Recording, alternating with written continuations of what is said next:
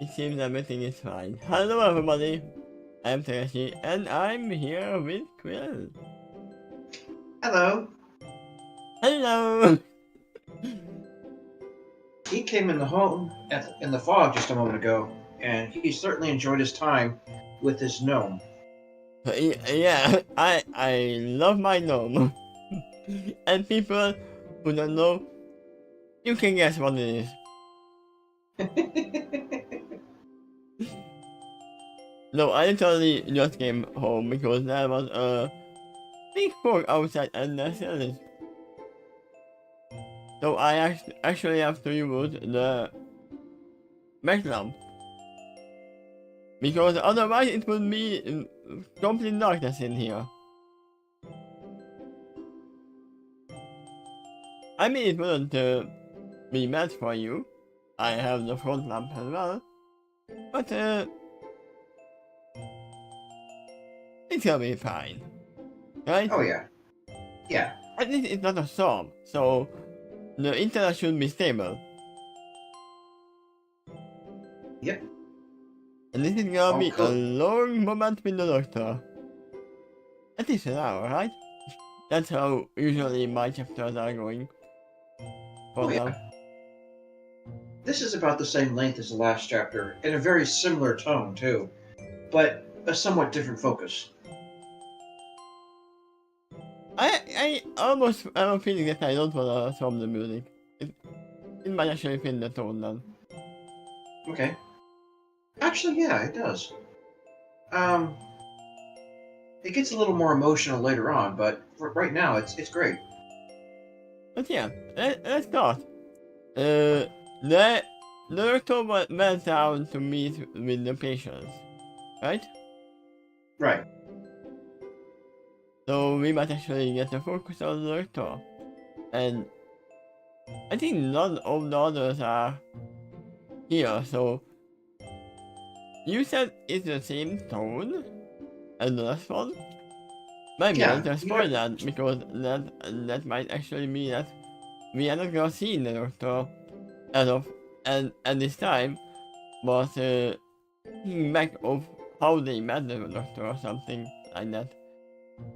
Well, you'll find out as you read this chapter. Yeah, let's continue the water world. Adventure in the TARDIS. A moment with the doctor. Being more vigilant of the two, serving in natural light sleeper. As a result, he is more aware when there is a change in the environment. Except if it's about nature. Okay. This isn't just a byproduct of being more in tune with the five senses either. He has a sharp instinct too. Well, I am a heavy sleeper, but I fall asleep not easily. Okay. But if I'm asleep, then nothing is gonna wake me up. Except my room right now. When she gets her eyes open to verify that if the feeling of being watched is indeed true, she is getting by the side of the doctor, sitting nearby them, and closer to the window. After vision focuses more clearly, yet the team is smiling upon them. It's not about the when, it's not about the where, it's about the when. Is this? Hmm. I kind of don't think that it is in the TARDIS. Or it can be in the TARDIS, but not on the ship. That window was mentioned in the last chapter. Yeah, they have something, who knows.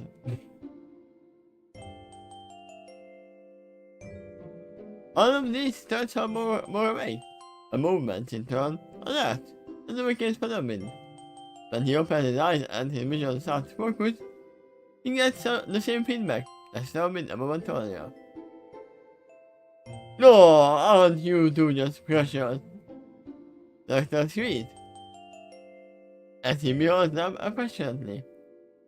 I hope you two will forgive me for saying this, but I am crazy to imagine that when I ask you to take But some... am I crazy? Wait, am I? What, am I crazy? Yeah, okay.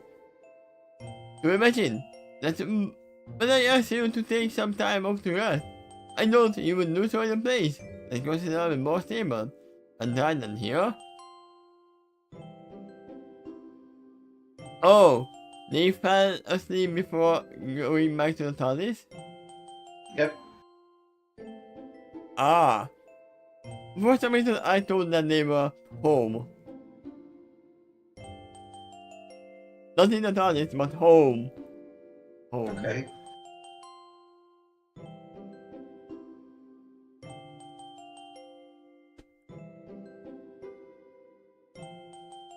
His dinner is fully awake yet. They do not answer the doctor right away. Also, this sentence right here is a clear contradiction to serving being a light sleeper. Hmm.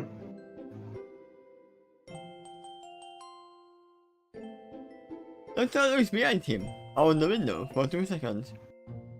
This window is blocked by nothing but iron bars to prevent anybody from falling out of it.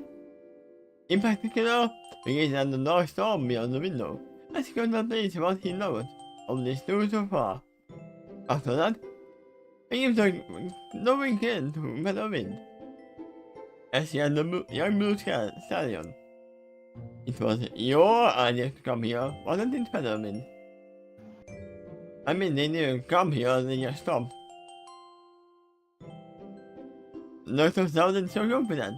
That question, that it sounded almost like a statement itself. I mean, in a sense it makes sense. Because they are still outside the TARDIS, and if they needed help, the Doctor needed help, the wind would reach them. It would have to get to that very loud storm, but yeah, it could do it. That option is closed if they're in the TARDIS and the door is closed. Yeah. But I feel like that, yeah, they didn't want to know of at all. It just happened. Because they were tired. Yep. The only reply the Doctor received from the wind is a sheepish smile, which is telling enough to an individual as cunning, knowledgeable, and observant as the Doctor. Also, this what I said that yeah, it's definitely not gonna be that the Doctor comes back to meet them later on. This reminds me of the last episode. When we watched yesterday. Yeah, it's not gonna happen. For sure. Doctor gives a confirming nod as he said, "Very well then, I will remember this about you, and be sure to take such things into account in the future."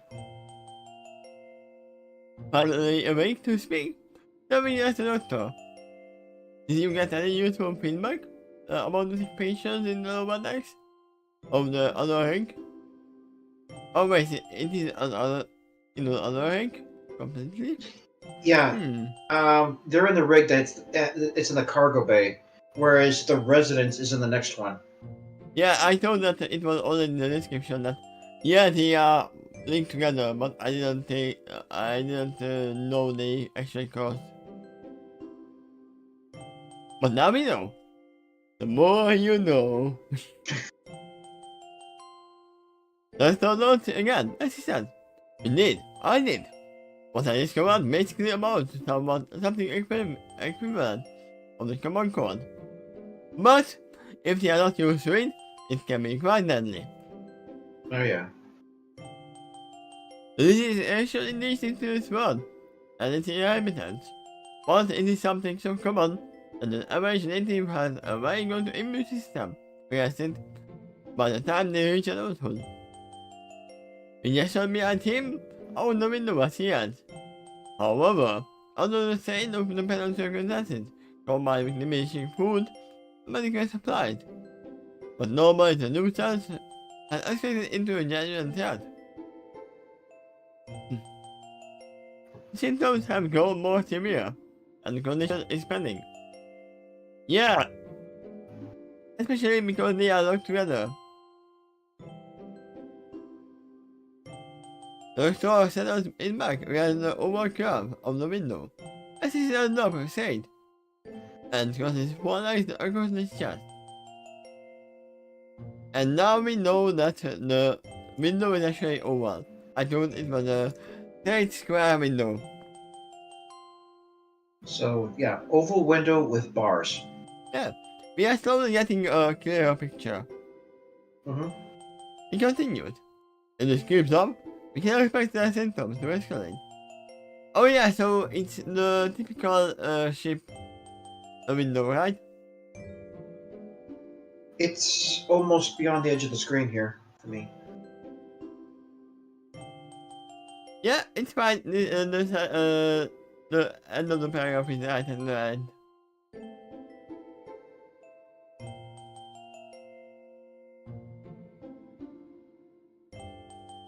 But yeah, I meant this kind of window. Open.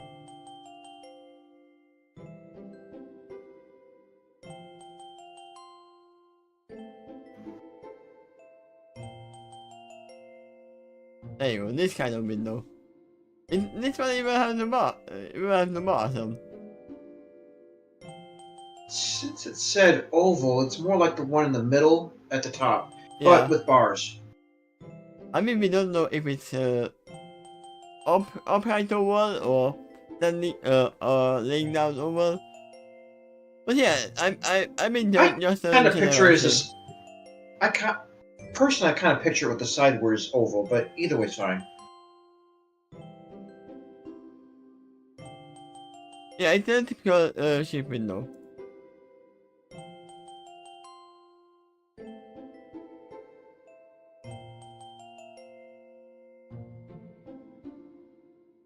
He continued. If this keeps up, we can expect the symptoms to escalate. Eventually, we might even start having fatalities. Fatality! They start killing each other. These have not gotten that bad yet, but this is definitely not an ideal path. They are on. Why would I saw Waston? I remembered. He hadn't island in the virus yet. If it turns out to be something so common. Another been checks. Because of the severity of the symptoms. The last one. In truth, the information I attained merely verified that Dr. Waystone had suspected for a while. The fact that the medicine he had was so effective in treating the condition further verified his theories. Now, was the medicine effective to treat the condition or only the symptom? Because there are different kind of medicines that only hold making it worse, and there's the other which is actually curing. And there's the one that doesn't cure at all. And we know that he has been using not hero medicine in between. There was a time in my life I actually took some medicine that was not prescribed to me that made the symptoms severely worse, but it also helped to cure the root cause. But I certainly have a good amount of experience with this because I have how do you call it? Hereditary illness. And they literally gave me a little bit too much medicine, of which did literally nothing other than making me go big. I went from, oh yeah, I shouldn't use kilograms. Let me just translate. You said the word correctly, by the way. Yeah. I can say it in kilograms. I went from 42 kilograms to 180 Well, I could tell from that one's in certainly more greater than the other. in half a year. And that was a medicine that you can't even stop. You have to slowly get it down. Because they literally said, okay. when they gave me the medicine that, yeah, you are gonna die. We can do anything. And then the other doctor, when we went away on the other, in another city, they said that, wait, they gave you this and this much? They wouldn't even give this much to an elephant, not a little kid. Okay. And they later figured out that I didn't even need that medicine at all. So yeah. At least you eventually got the service you needed. Okay, so Good to know. pounds. Okay, 42. So I went from 92.5 pounds to almost 400. 100 pounds? Yes. My Actually, goodness, it's not wow. visible anymore because I worked hard to get it down, but Oh man. Okay, that does tell a story. Alright. Thank you for sharing. but yeah, we went to that because of the medicine. But yeah, there are medicine that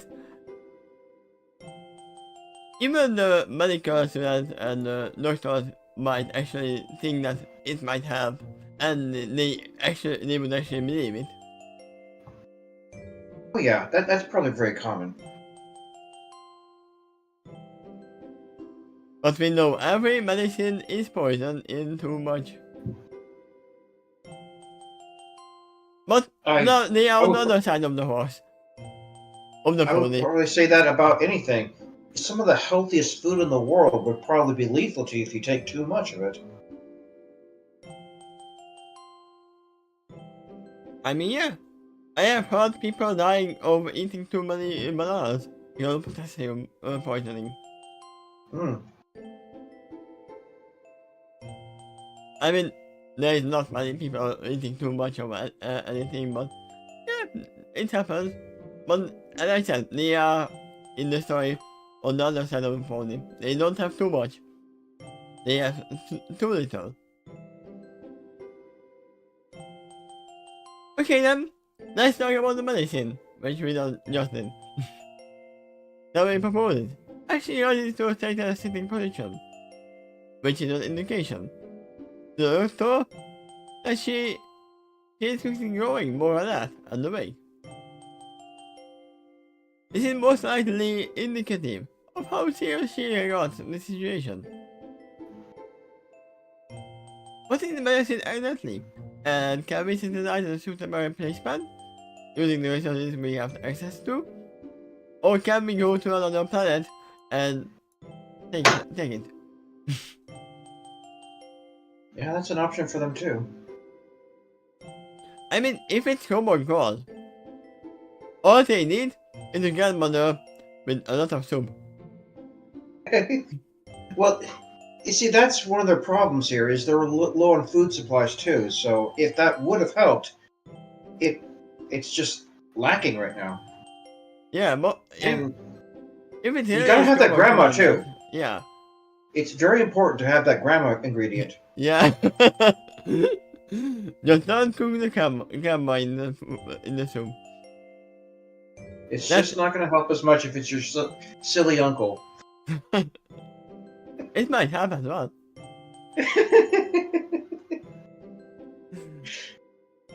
But yeah, the best medicine to a lot of illnesses is resting and eating well. There are a lot of illness that can be cured like that, but there is a lot.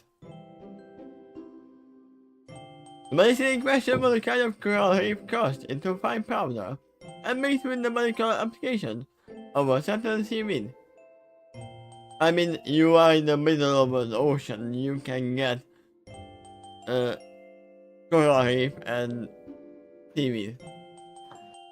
Probably anywhere, almost. You could see why he suggested something like that in a water world, where ingredients like that would probably be more plentiful.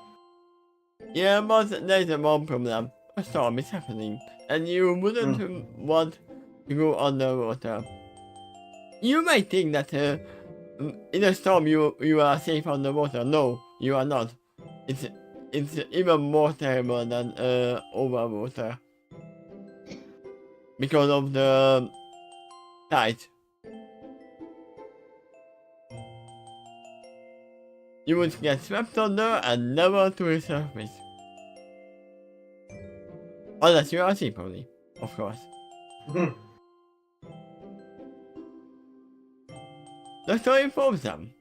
They need seaweed and coral reef. Most of which are more common in other regions of this planet, of course they are. That's why they can't get it, because they need to get it from the other sailors. Yep. At a place with more warm and tropical climate, there is another community, which, much like this one, has a mighty part over a region, and is living with all kinds of aquatic life. The amphibians are more common in this region too, in this or in that region. I should say that region, actually. I'll have to fix that. Yeah, that's why I was like, yeah, I can read this both ways. And they are the primary ones who harvest the substances and take them in the police on the surface. Mostly because they can actually breathe underwater and they don't have to make oxygen tubes to breathe underwater. Okay, I went ahead and made that correction on the document. So the amphibians prefer warmer regions as well. He does say that they're more common over there. Yeah, that's why I said prefer. Mm-hmm. They appear probably everywhere. Almost everywhere. In turn, the amphibians get a lot of various things in exchange. For example, one of them is here. He said as he points down on the floor. This community is known as savage. And there's a reason for that. Probably because they savage a lot. So they are playing craft. And now that I think about that, I have to play it at one point with my friends. It's kind of true. But if there is no sharks around, it's not that terrible. Not only this it is a better place to get a new raw material ores from some sea caves below, but this place is also part of a drowned city of considerable magnitude, technological advancement. In fact, it is too advanced for the Polish salvage, or any other community, to fully utilize. They have forgotten how to use such things, and, quite frankly, they just don't have no access to the same power source that the ancestors did. Mainly because they were on the land. However, what these police do have access to is the various materials salvaged from the drowned city. This, they use to trade with the rest of the world, who might actually know how to use them.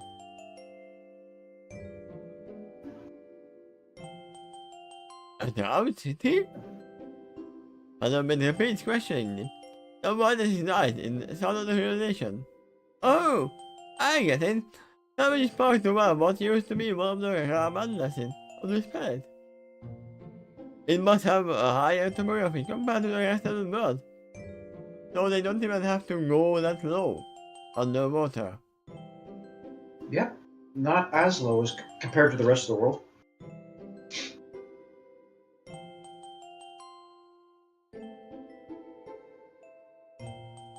I would say let's get some music for now. I have no idea what kind of music we Go want. for it, but a similar tone to this would be helpful. Yeah. It's a friendly conversation back and forth here.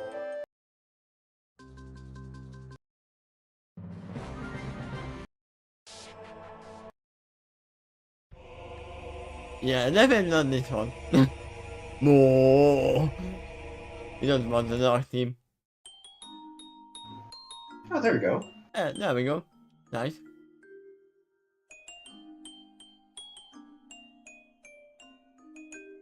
It's a fix a point. Follow it, as he said. Ding ding ding! We have a winner, ladies and gentlemen. You, sir, get the gold star. The cirrhosis falling back across his chest as he continued. Besides the landmass, there were other resources and the access to the humans used to have in this region, aside from the land itself.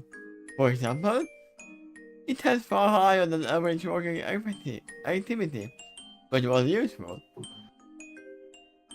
It utilized other power sources too, and that civilization continued before it got lost. Now that the astronauts are missing the making of the corpse of the old civilization. But they have to learn to revive it at one point, which is not that easy. So I would assume that there are other,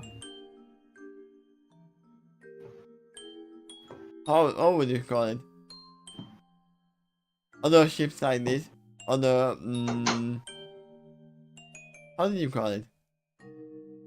Rig? Community. That's what I want. Okay. Which is focusing on actually researching the old technology. The old new technology. So salvage gains food, medicine, and probably also lumber from another region, and then more tropical climate. Salvage reviews. In exchange, salvage gives the ore that they excavated. Maybe they also refine the ore, or even the process it into some useful product. Exactly. Like Dr. confirms the solving. Salvage is known to the opponents of this age as the best miners, salvagers, and metallurgists. So, not only do they have the most access to the greatest supply of metal on this planet in the current age, they are the best at refining it too. I mean, yeah, it makes sense to set up a refinery where you are getting the ore.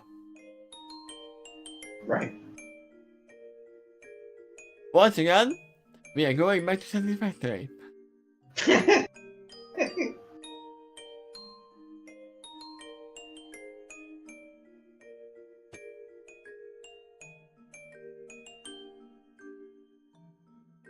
Look, I mean, in a sense, that is how how it works as well. You get different resources in different kinds, different places of the planet, and you send it over to one another. Right. The suggestion behind him and the storm. The ecosystem is polarized. I imagine the doctor is like,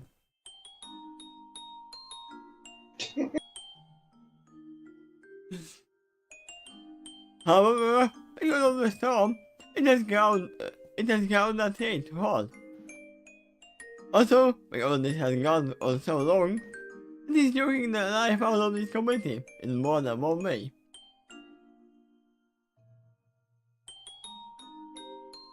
So, you said that they don't have that big of that advanced technology. So, they might not even have a fridge. Or they might not have ways to keep the food fresh. That's why they are like, oh yeah, we don't have food. Possibly not. think if you could store some things in water that lacks bacteria, it might preserve for a while. Um, Yeah, especially in really frozen regions, you can actually find an entirely attacked corpse. yeah.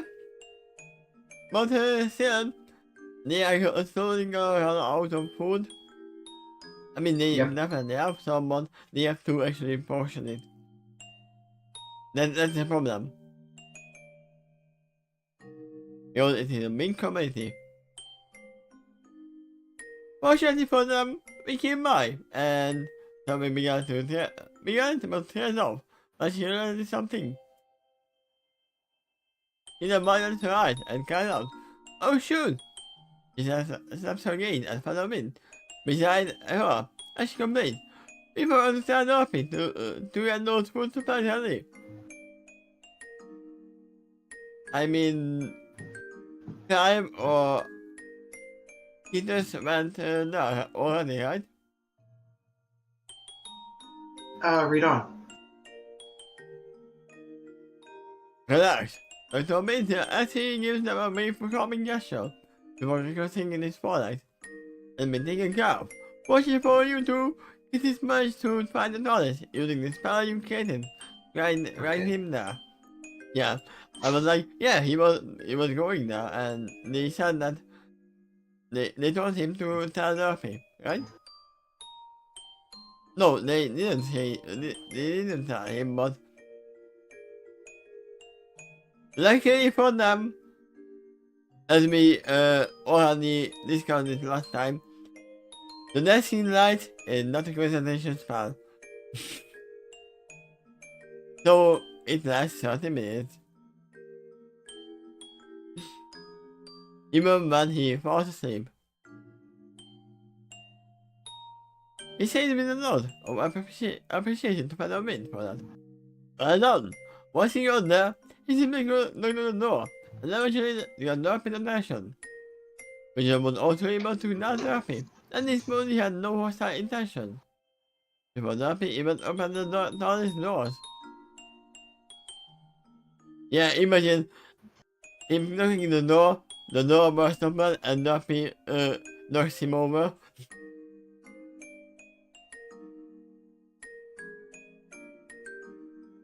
Something expands a sigh of relief before saying, "Oh good, I'm glad it all worked out." And sorry we dropped the ball on this one. I guess we really were tired. Something tells her hand and the doctor as she then asks, "What about you? Aren't you going to need some rest soon?" "I'm a time lord. I can rest whenever I want."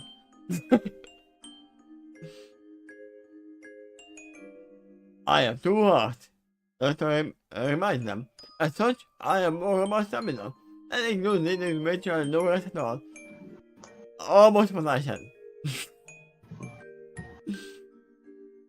"Really?" Something asks, as she looks taken aback. "I can rest," the story goes on to say, "and I have done so in the past, especially if something as artificial induces it. I kind of recall an episode when he was sleepy."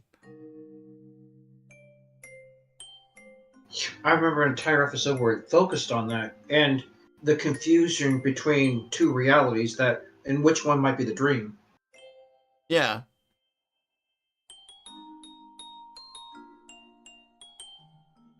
but yeah, still, so, if something as induces it, that was probably the one. Hmm. Under the natural conditions, however, I can go for quite a long time. In fact, it's been my observation that I can actually outlast the majority of other Time Lords. Back when they used to be more common thing. When they were alive. I believe that is because I have especially hard in constitution, even by the standards of my race. The most likely cause of that is my rigorous adventuring lifestyle. I don't seem to run for the majority of my lifespan, like most of the others do. Instead, I'm always traveling to and fro.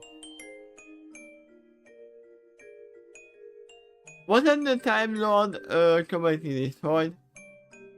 No. The In planet? his universe, yes. I mean, for all we know, it might be a different timeline. It could be. There's all kinds of potential timey-wimey shenanigans that even he could be unaware of. But for quite a while, he thought that his whole race was obliterated because of the Time War. I mean, even though it could be like, yeah, it will happen at one point later for him. We don't know This doesn't when this is actually happening, so this doesn't change his point right now. yeah. I could be emitting many kinds of diseases and something all kinds of various foods. Not.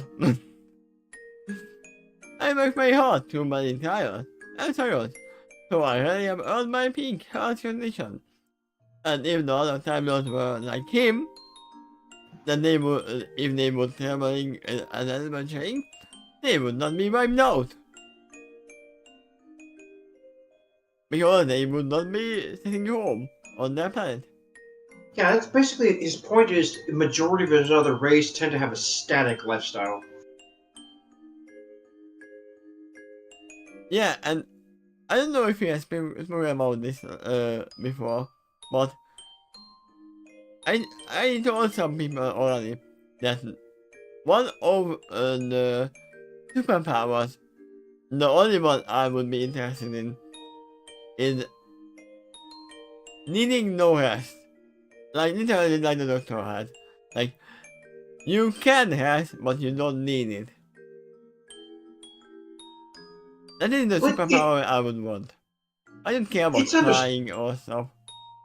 it's understandable why he might have it, right? Just from a physical standpoint, it actually almost scientifically makes sense. Yeah, but we know that it's not only because of his two hearts, right? Yeah, he It's, says it's because of his two hearts plus of a vigorous lifestyle.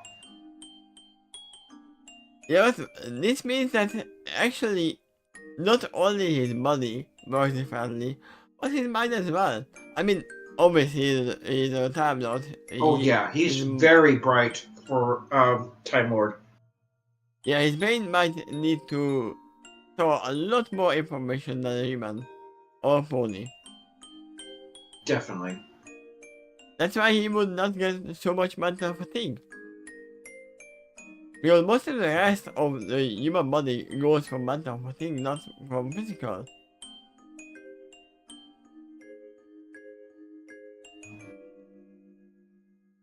But yeah, that is good to know. That makes sense with genuine interest. And may come into free.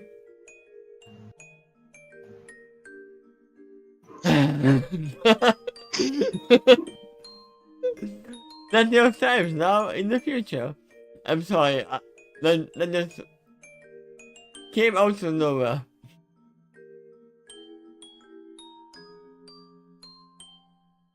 Ah, and speaking of now, what is the plan now, Doctor? Doctor is a slow man. Just like I did after the Hoofy response. And he looked over my shoulder out in the storm for about 3 seconds before looking back at his companion and saying, I did say that the coral reefs are the special receiving. As for secure, pollution the cure, they need are more common in the regions of this planet. But it is not entirely absent here. We need to cultivate some of that pollution cure that these police need now. I mean, you have a TARDIS. What is not complete about this at all?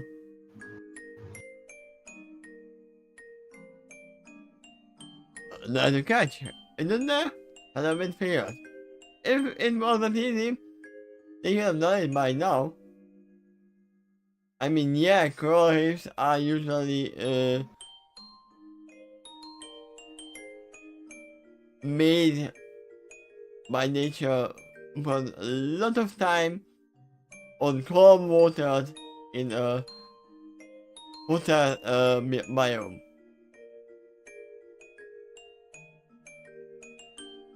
At least that's how it works in human land. I mean the Earth.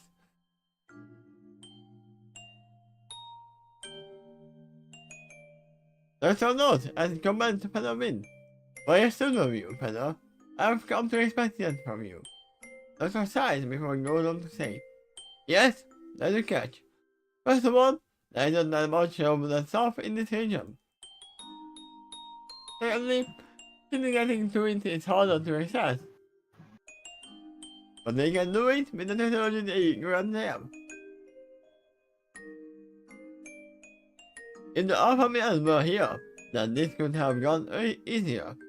Thirdly, unlike the typical region, the area that these police need to access to get the stuff is guarded by a giant beast, akin to a shark. What did I say about sharks not being in? I remember that. And I was thinking this too. Which you two might have at least passing familiarity with.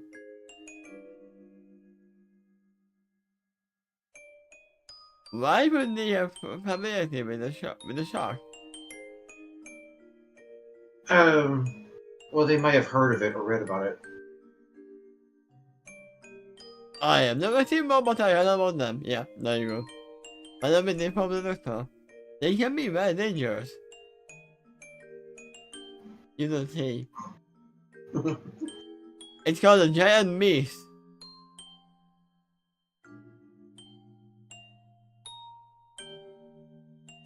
Just come from the side. Okay, well, take that concept and imagine that. It is the sign of a man.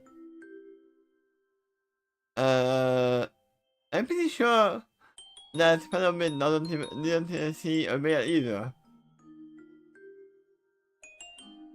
He might have read about it, but it's harder to imagine a size and scale if you have never seen one. There might be picture books, but still.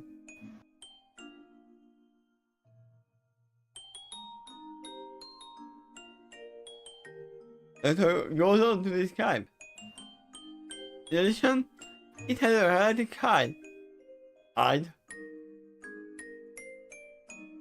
Yeah, you can describe it like that.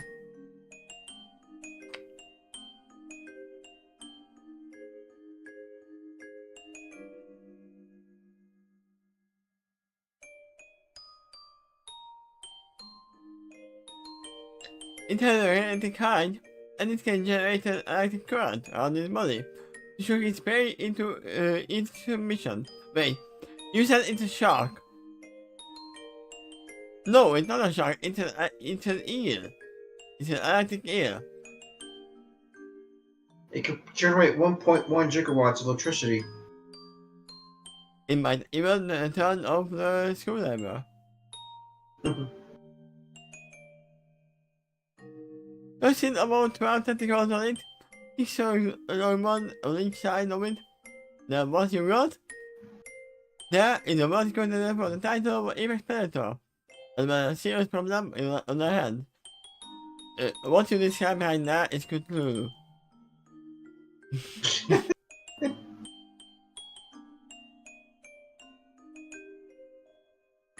Even though I have never heard the stories, I know about Cthulhu.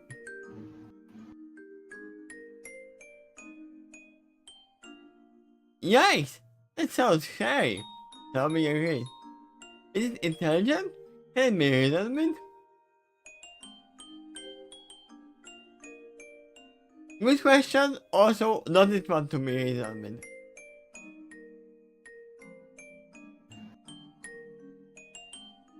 And now, because we are talking about this, I am pretty sure we need a little bit of sarcasm.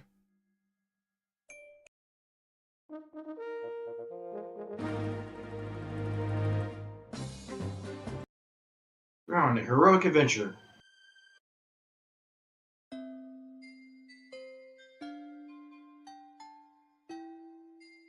That's a You little keep bit too finding quiet. music we were trying to seek last time.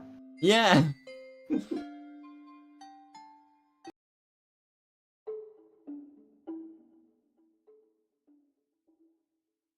When I want a music I want, I don't find it. This one sounds okay for now. Yeah, it's fine. It's a mysterious combat music.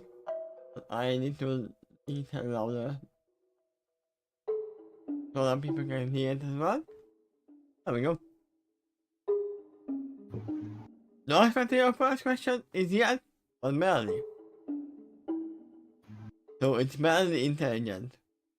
So it cannot be reasonable unless you give it food.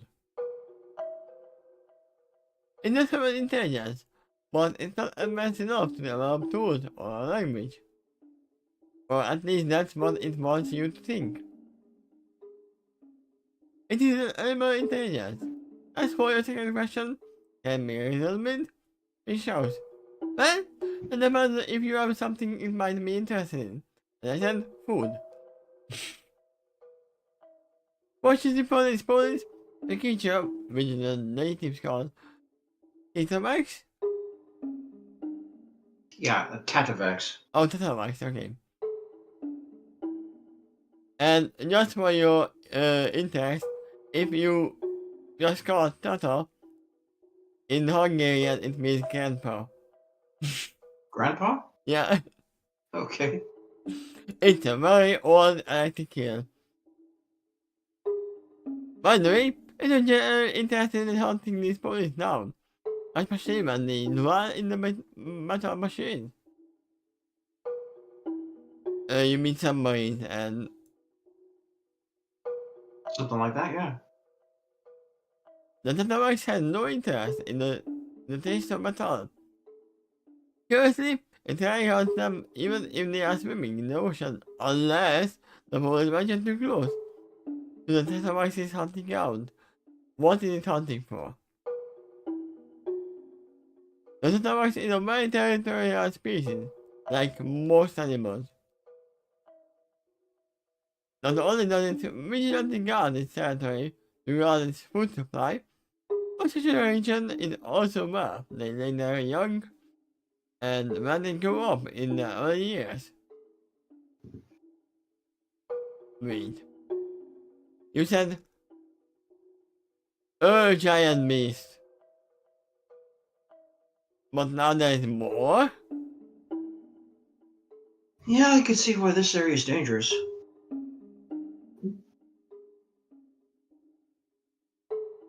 The Tatawax is just defending its nest, basically. If the police leave it alone, it leaves the police alone. If they go in the path, they leave the pony alone.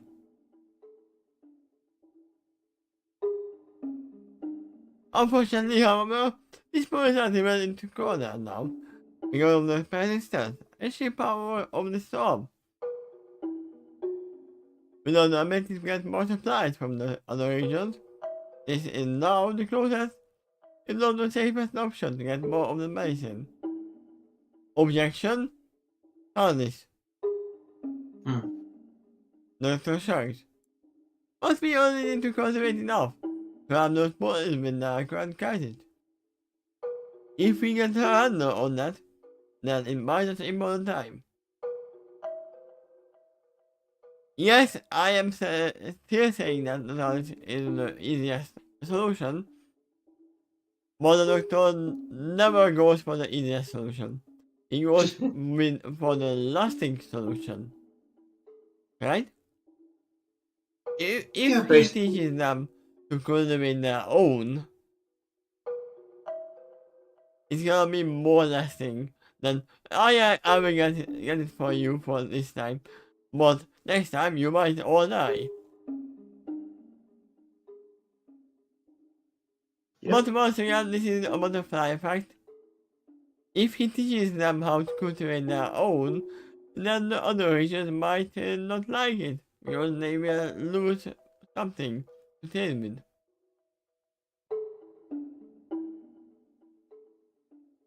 But they still need other materials than food, so it's fine.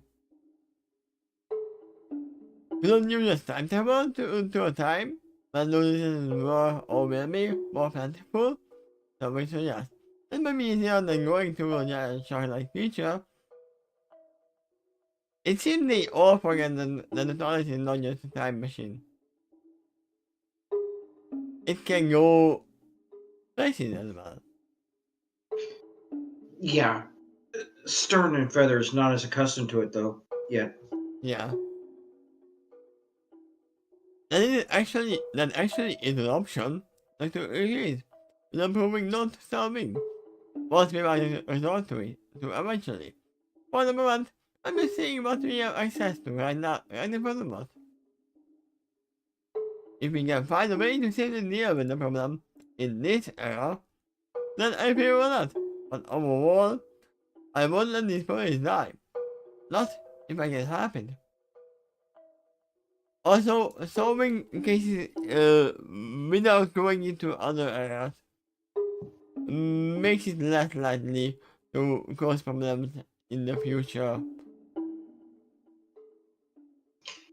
Yeah, they mentioned the thing that you were talking about, so that issue was addressed. Yeah. Do you think we can deal with the subjects? The Richards. No. The right question is, do you have to deal with it? That is also a possibility, the doctor informs. And one I'm currently leaning on, because I have no better solution for dealing with it. It's called a sonic screwdriver. And I'm pretty sure that the creature is not made of wood. I have a question. Does it work on living creatures? I would say it usually does. But one time in Death Battle, they pointed out that the doctor had trouble baking a turkey with the sonic screwdriver. Hmm.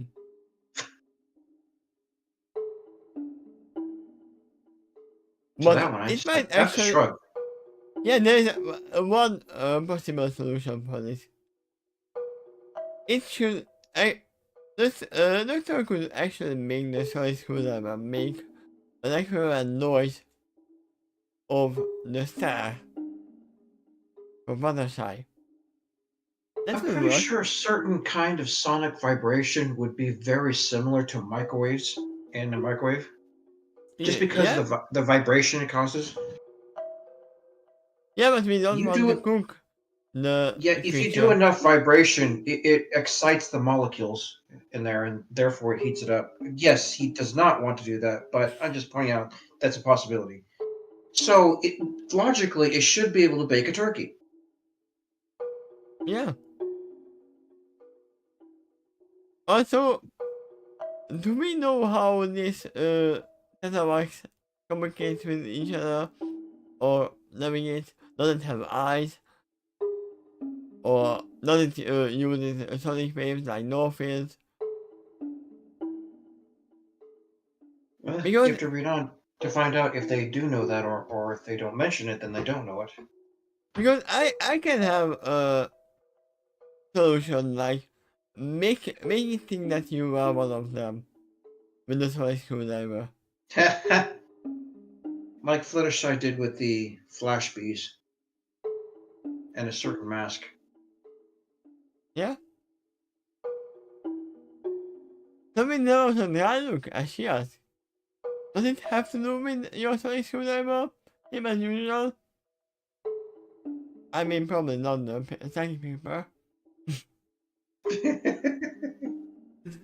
Wait, See, I had the credentials to pass through it. Please let me through and grab some coral reef. is the psychic Uh, paper waterproof? I don't know. That, yay! I stumbled Quill. You know, maybe you could put it in a little case that's clear. That would help it to be waterproof. I mean, yeah, but I don't think that these police here know about nomination. Maybe in another timeline. So those pass through water very well. Oh, sound. I was like, wait, what is this sound? Sound not pass through water very well. And then when you're realizing, perhaps you can tune the device to emit a frequency that either specifies it or doesn't know. Which is the same entirely. Or at least does it long enough to activate the medicine. Yeah, so the star. But I told exactly. Dr. Engage, approving note. Halloween.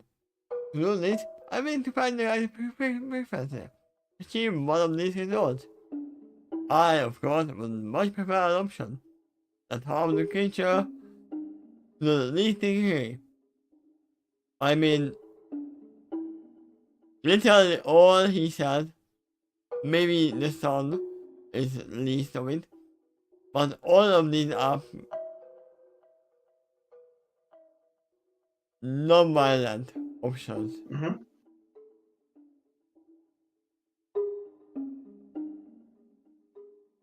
Of those, putting it to sleep is my favorite. I mean, you have to actually try those frequencies one by one. Because every frequency works differently on every pony or every creature. It might even be different for each individual. I mean, you could even tune it to a brown note. It might not get the results they need.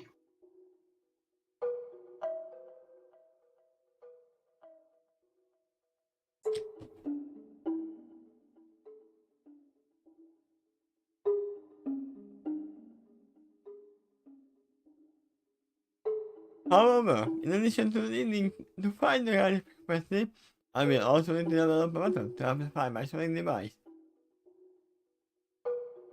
Dr. Shanky said, myself, my screwdriver is a very useful tool, but I'm afraid it isn't strong enough for this particular task. That creature is huge, so I'm going to need an option with a little more oomph to accept the favorable results in this case. I mean, you can just do the same thing that they did with Osalus. Give it the megaphone. Hmm. But don't worry about it. So as short as you give them this missing wave. For some reason, I almost had this for sure. Don't ask me why.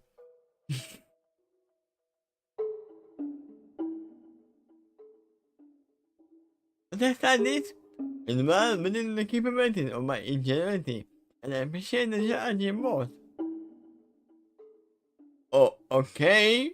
And I mean, lift the hoops signal for attention. Let's say you do manage to accomplish that, and we get the supplies for the medicine these boys need. He shrugs. What then? That doesn't solve the underlying problem here. We already know the solving is unnatural, so we should accept it to continue. If we do not solve the root cause. Yeah, but you can go in steps.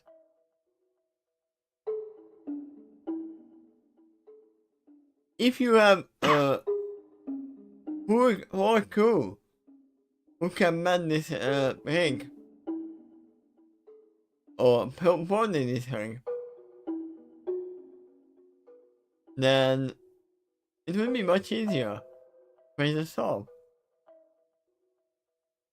Yeah, the doctor mentioned earlier the reason for this step was to buy themselves more time. Yeah? He didn't sound this company, and no familiars are most likely cause of the storm. More than only possibility. not really mind. He said this strategy because they can do this with an artificial node artifact known as the Orb of the Storms.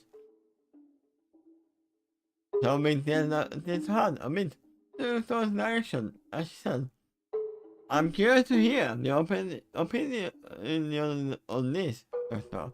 Primarily because you have access to more knowledge than me, and maybe even the natives do. And we know, because of some other episodes, that if something is caused by an artifact, magic should not work against it. So even if you had a whole group of parasites who would be able to move these storms, we know it doesn't work here at all to begin with. They still wouldn't do it. Because even if they clear it, the artifact magic is still ongoing. It's still generating it. So yeah, the Pegasi could push the clouds out of the way, and then more is created right behind them. The parasite could move it, but there are not really too many parasites around this area to begin with. That's another problem. Because they are like the angels to the unicorn. They are the messengers. It's still known that they can do it, though. Briefly, it was either Cletus or Clyde, probably Cletus, had accused Stormwing, "Did you cause the storm?" Meaning he was aware of the possibility that she could. And there she is, a breed of pony that was rarely ever seen during a very long storm. So his imagination just ran off with it. Also, they might have told that, yeah, it was Padawan who made her make the storm. Why would the unicorn come here, right? It should have occurred to him too that is it the unicorns to blame? Did they use their magic in order to produce the storm? That could have been a possibility too. Well, because this is an artifact, it could be stolen easily and used by somebody else or some creature else. I don't know if it'd be easy, but it's certainly a possibility. So, yeah, because of this artifact being there in the story, there is a lot more possibilities. Yep. Than the saying that there is only one pony who can do this. The Thor looks down at his side before saying, "The Orb of Storms. I heard that they were heard of them device before. They were run by the name before in the other dimension, when the ponies used to be humans. The name of familiars also is familiar to me. I'm curious to find out if they have the same form and abilities that they had in the other dimension, or they changed too. Now I'm curious how they look like in the... I'm pretty sure all the pictures are fine.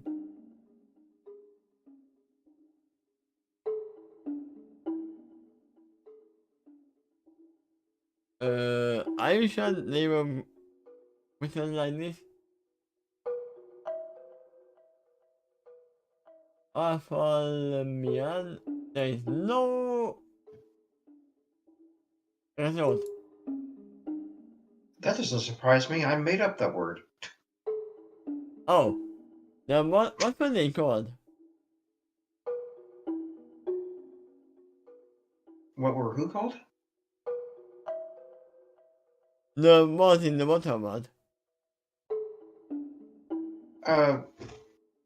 They're called Ophonians in both of these worlds.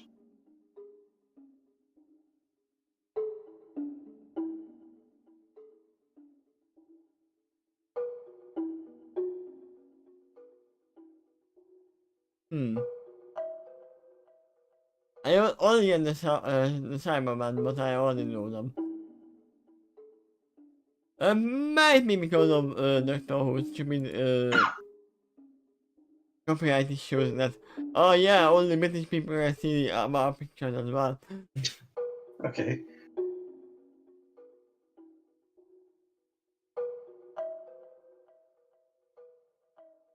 You know, I told you already that none of the episodes are available in Hungary.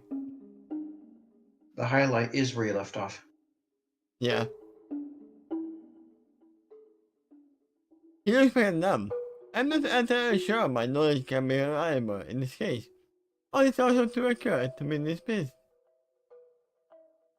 The thing is, according to what I remember about the Alpha males before, they are exceptionally peaceful aquatic race.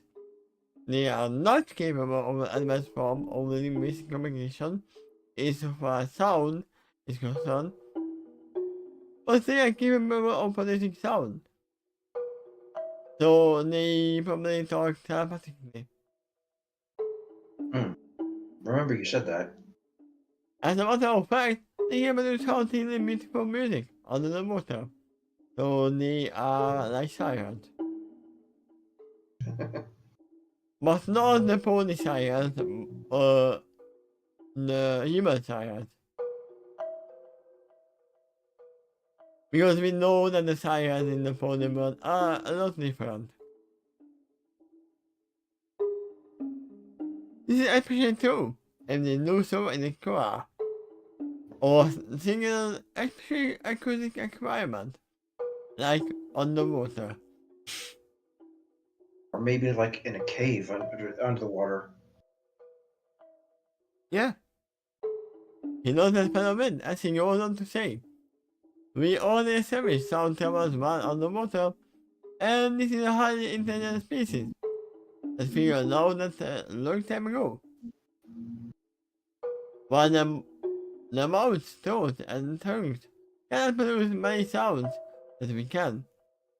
They have a keen voice for pitch, and they can produce sounds that are much higher and lower frequency than nearly any other species that I know of. They can even make sounds that you can't even hear. That's probably true, since he was saying much higher and lower frequencies. And I say you can't hear because Time Lords can. Or other species, like, say, a dog. Yeah. They can also switch between the various frequencies very fast. Sometimes even my Sony screwdriver can keep up with them. So you tried? And they do this biologically. And it's extremely impressive. So it's like they could be a natural sonic screwdriver. I was about to say that. I was literally about to say that. Combined with the fact they're, as he said, they're highly intelligent. If they learn the frequencies of the Sonic screwdriver, they can be a menace. Mm. Because we know that the Sonic screwdriver can put creatures to sleep, and even if you want to drive them mad, they can do the same.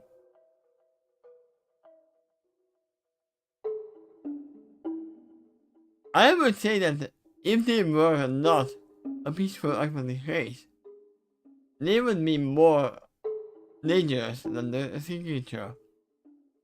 The Tadavax? The Probably. Tadavax, yeah. Yeah. I mean, that is generally usually right. If you have a very intelligent race, they are more dangerous than the non-intelligent ones. That can often be true. Especially if the intelligent race has access to useful resources. Yeah. But the sound isn't actually the primary method of communication, especially at shorter range. Instead of that, they are telepathic. Yeah. It was when you said that they can't really talk, I immediately go to telepathy. He looks to them again. Empathy and empathy. Vision would be well home in that home as well. Remember you said that. And I feel like that they will need to bring her there. Maybe Duffy as well. Because You might as well. If you bring Vision out, why keep Derby back at the ship? She yeah, was there to watch after Vision. and they wanted to come. They only didn't come because of the small constitution and the storm. And the fact she's blind and a filly. So yeah, all of those reasons why Vision was left behind, and Derby is there for Vision. I mean, if they are living deep underwater, it wouldn't really matter if you are blind because nobody sees anything. Yeah, Unless that you could be a are fact. casting some very big light. Under the right circumstances, Vision may actually have an advantage. Yeah, but if we don't know if they are living that much underwater, but I'm assuming that they are, and if they are, then you don't really want to cross my big light because it would actually make them uncomfortable. That's a possibility if they have eyes, though. All right, well, let's go ahead and read on. When it comes to communication, they are like vision is on steroids. Ha! They can actually communicate by stories of knowledge in an instant, and then give each other their memories using the telepathy. Also, you can make you go brain dead immediately. Yeah, that was something that Professor Xavier can do if he had the Who? inclination. Professor Xavier from the X-Men. Oh! I was like, who? Yeah, if he wanted to be mean about it, he could probably be outright lethal with his telepathy. Yeah, because human mind can't hold that much memory in that short speed. Well, imagine intense synaptic static and just causing a brain aneurysm or something like that. I mean, yeah, even brain has a variety speed limit. So it's either you don't get any of it and only small information is gonna stay in your mind, or you go brain dead. So you're saying just more and more reasons why these ponies are lucky that the Althamians are normally peaceful. Yeah. I can imagine that the doctor might be able to get all the information they want to send. Yeah, so far they still haven't gotten the Althamian star of the story here, but his prior knowledge of the other world indicates they're not likely to be the culprit. They lack the motivation. They got the means, but lack the motivation. I mean, now we have easy confirmation if they were the culprit. Because of them, they can just give them memories. Yeah, they can.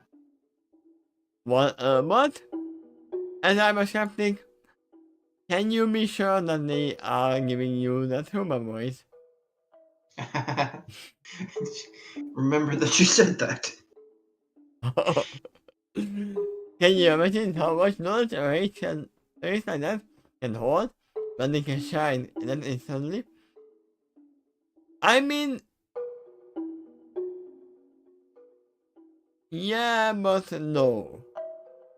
There's a limit of how much you can hold in your brain.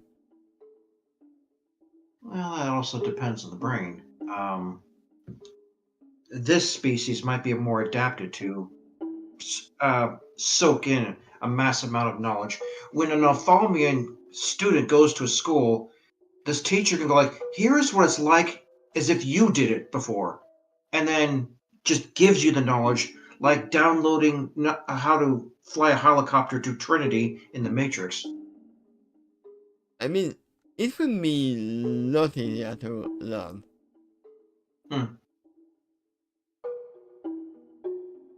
Once again, it would be efficient, and there would be still people who wouldn't understand anything. Also, that Well, scared me. we're on to a new song here. That literally scared me. I don't know if it's anymore, but I almost jumped. It went from bum bum bum bum bum bum bum to yeah yeah.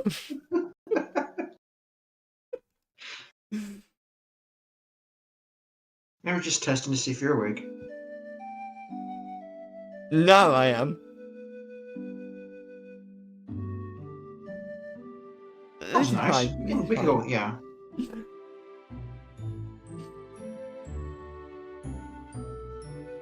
I lost my thoughts, by the way. I, I lost my well, thoughts from what I was saying. but you haven't lost your place thanks to your highlight.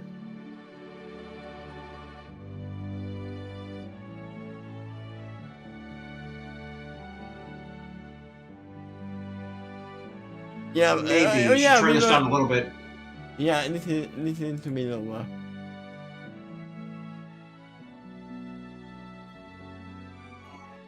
Because the last one was not loud enough, and this is louder. I mean, that is why the yeah was so loud.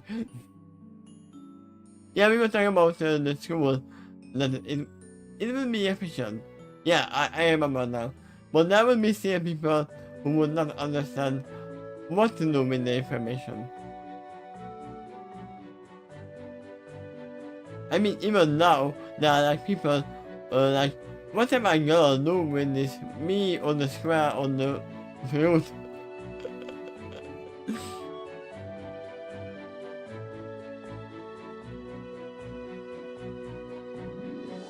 Even they are keeping a job to the knowledge of the adults using methods like that.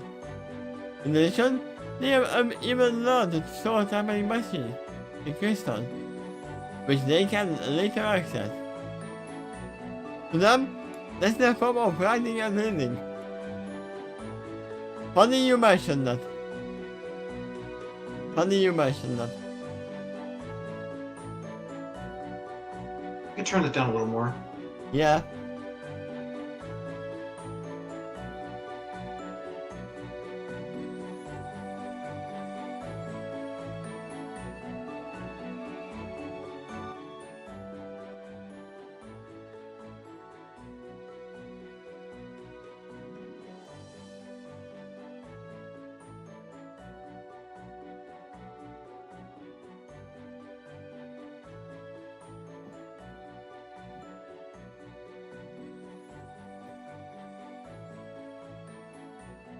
Funny you mentioned that they are throwing knowledge in crystals.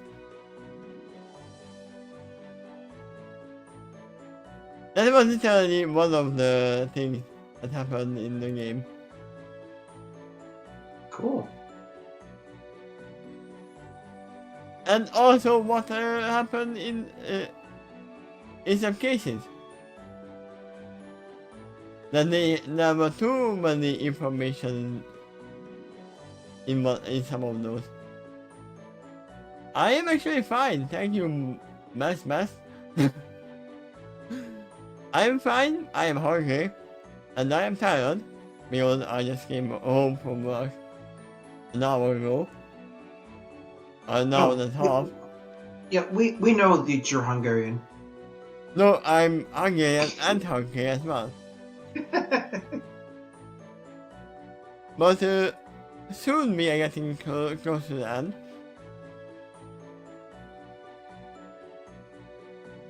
And we are having fun. Oh yeah. And clearing the whole reading session.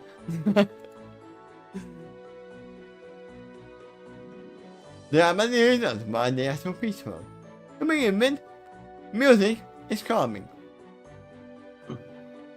The empathy and sympathy makes it so, and they feel whatever harm they cause to others. Oh yeah, they are empath. Mm-hmm. I would never harm anyone. I'm an empath, after all. The empathy and sympathy makes it so they feel whatever harm they cause to others, which measure can make them more disciplined, or less of the chaotic ones who enjoy feeling the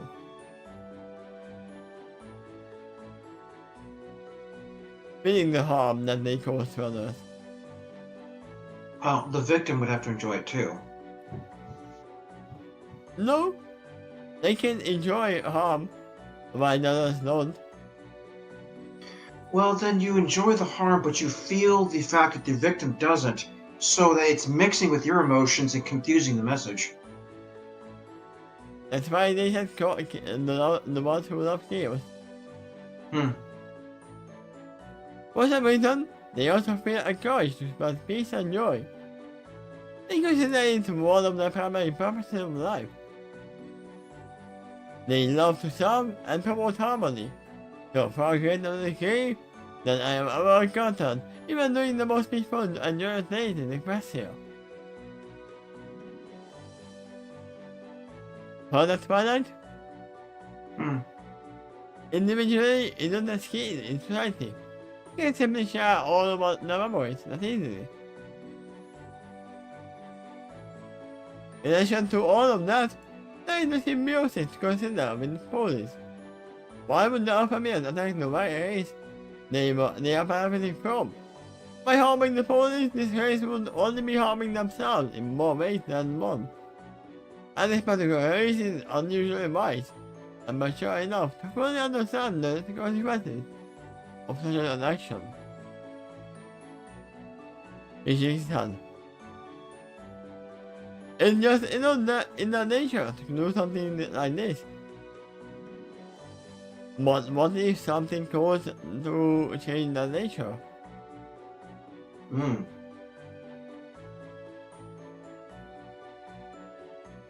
What if there is a misunderstanding? That they think the police need something? Or what if there is an actual reason behind why A they misunderstanding would be harder for a race that's able to download information that thoroughly. But yeah, everything else it's still possible, and maybe there's also extenuating circumstances. I mean, you didn't say that they can download. They said they can share. Yeah. No, we don't know if they can. I mean, you know, but I don't know if they can download information for other police. That has not been established yet. For every rule that exists, don't you always eventually encounter an exception? What I said, there is always a chaotic one. And I've been checked with the doctor. Doctor said I closed his eyes. It was almost pain sort of way before nothing admitting. Yes, and that goes both ways. There is always an exception to the exception. He looks at his companions again. Even among the wild traits I encounter, I usually find the richest one. Likewise, among the kindest and most loving operations, I eventually encounter a cool test master. Or, you mean master? The master. I'm not saying that this is the case yet, but I at least acknowledge the possibility. Yes, even from a logical standpoint, this situation doesn't make any sense.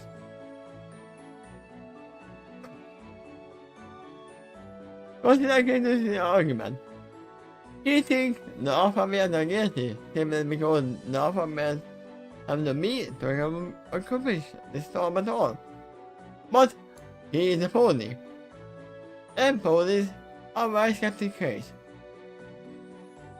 But on the other hand,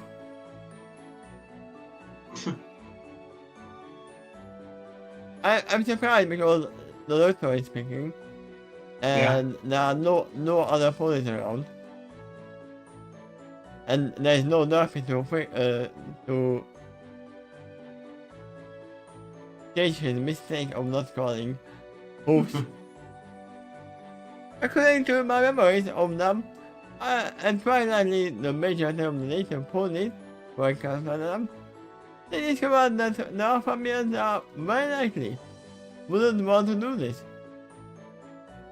So you have the means to do it on one hand, but the lack of motivation on the other. That doesn't add up. No, you actually have anti-motivation to do so. She said, something is not right here, and I intend to find out what.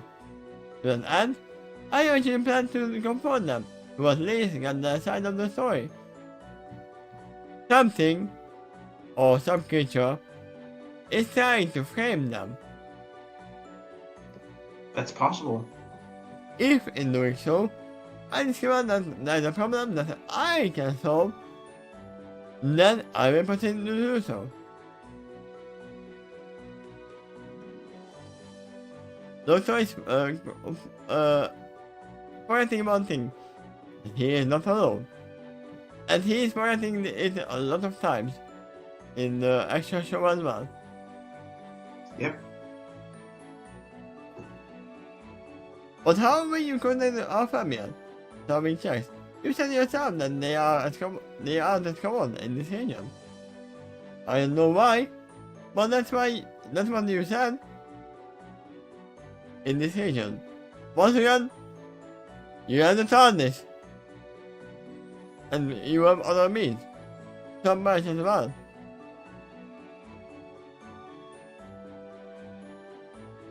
Dr. said, Dr. Lord, as he said, but do you want to know what else I know? Without waiting for an answer, he goes on to say, I know that Dr. Waster said, I have known all these answers in the past, and I am the Time Lord. Which means, I might have met them before. I don't want to sound cocky when I said this, but there is tendency to leave an indelible mark upon history. By the time I finish with the adventure, Emil and his companions, this is sorry enough for Mark, but the alpha males to have noticed. And once they notice something, they can pass on their history, to a greater degree than most. Because of that, I don't think I have to approach them. So he's taking that neighbor approach. But can they? The solve. I think they will come to me instead. When they know, I think they will be quite eager to explain their side of the story. Either to show to me that they are innocent of this crime, or to explain why they had to do what they did.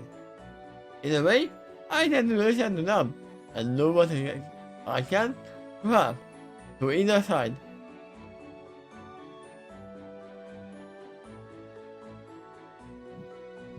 Tommy looks up to our side as she thought of a suggestion that may have been the aspect of his quest.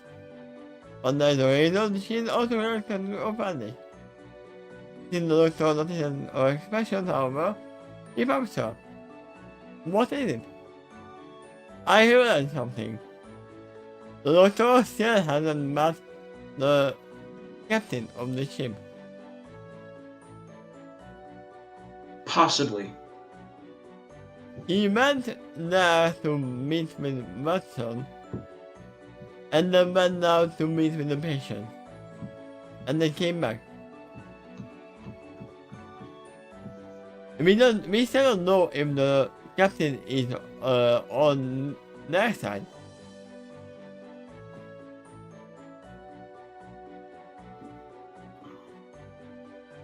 We know what Winston is, what did we assume recently? Because yeah, the director saw that met the doctor, and he said that he had them. But it's easy to say some things. Yep.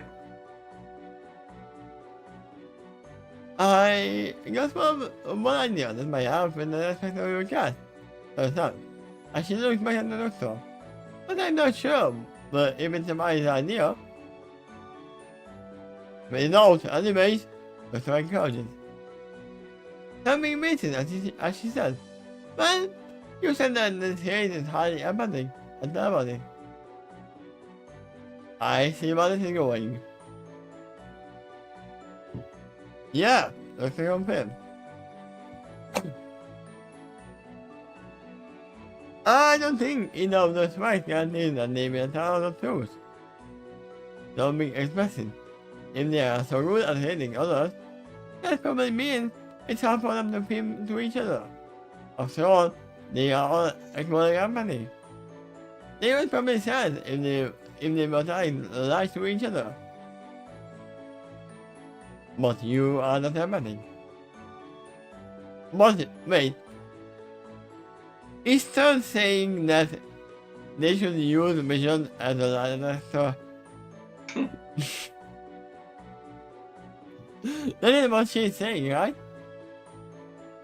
Seems to be alluding to that, yeah. Something she's correct. But if you think about that, it can be important, right? To get their side of the story and know that they're telling the truth. Or not. That gives them more evidence. Once again, even if they are if Vision said that they are telling the truth, that doesn't mean they are not lying. They might think that that is the truth, but that might still not be the truth in the big picture. Yeah, you'd be able to sense what they think is the truth. Yeah. And I think that Vision would not be able to sense if they are not telling the complete truth. Because it's not lying if you don't tell everything. If you say everything that is not a lie. If Vision was there and only able to sense emotions, then she would be able to look like, well, that Althamian is hiding something, but I don't know what it is, because I can't read the Althamian's mind. I mean, once again, they don't have to hide it. They might just not know everything. Yeah, that's another possibility.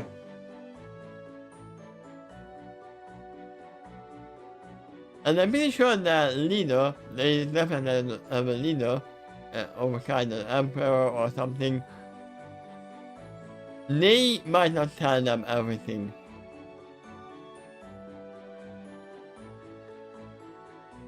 So, they have to talk to the emperor himself or herself.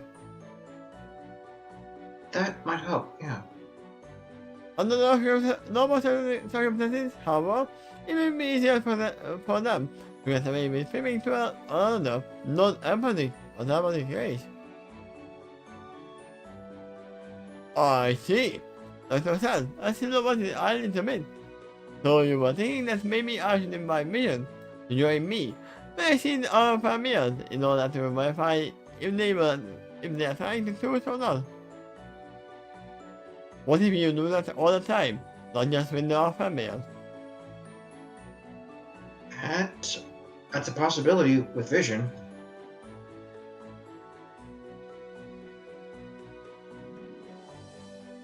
So let's see. Oh, we still have a way to go. So I'm going to grab some something to drink. Okay.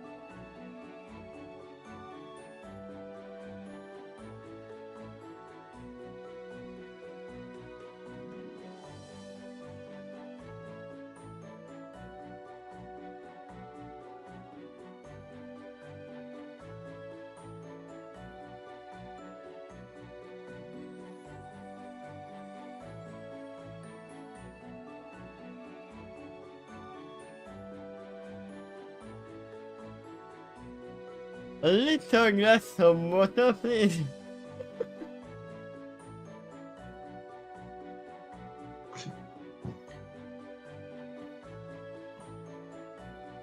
Please. Give me. Give me a second.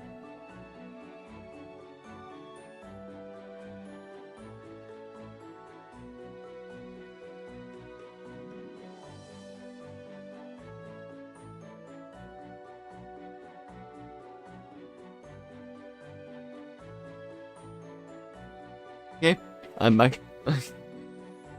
Welcome back. So yeah, they were talking about maybe getting vision.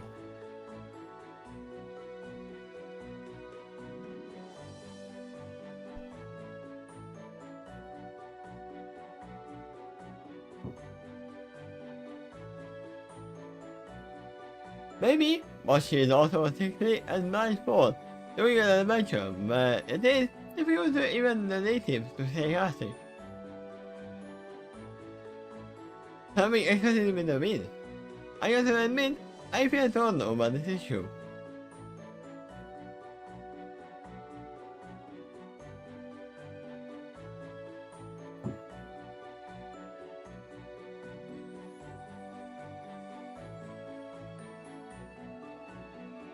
I mean, then invite the alpha males into the TARDIS, and then we should not have to come out.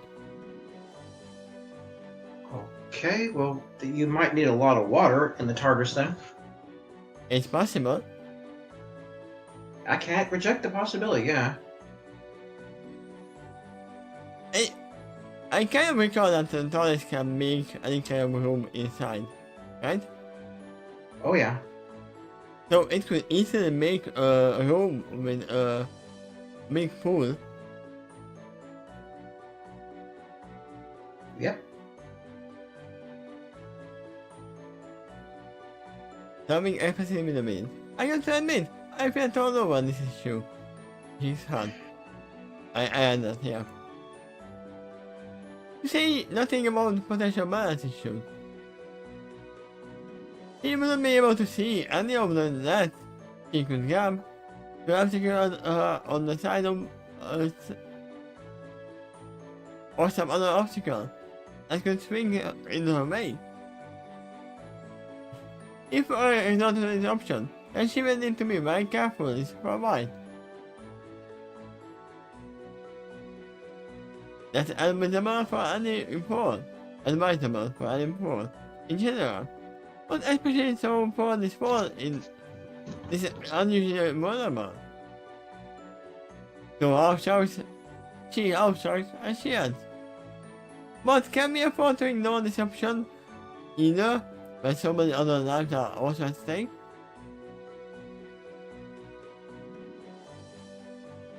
I mean, yeah.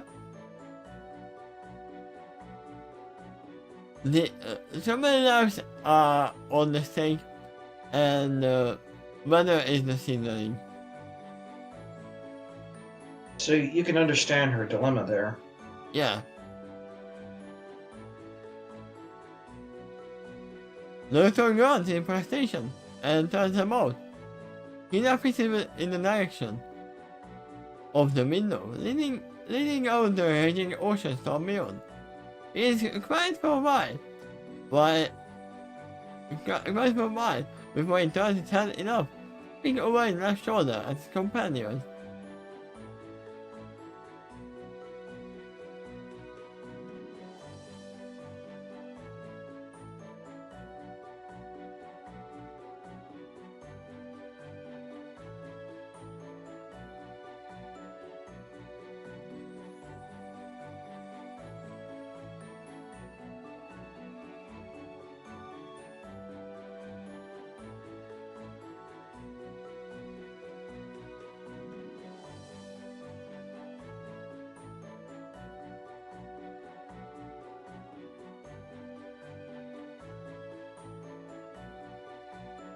Before you resume to something, to the story, maybe you'd like to change the music to something else. Yeah. Likely of similar calm.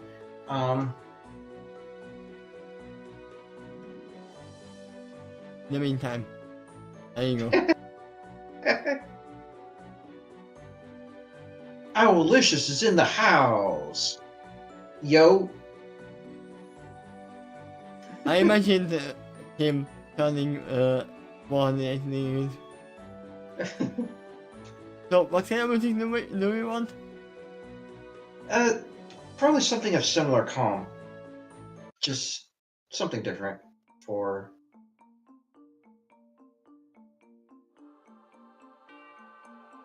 That'd be okay.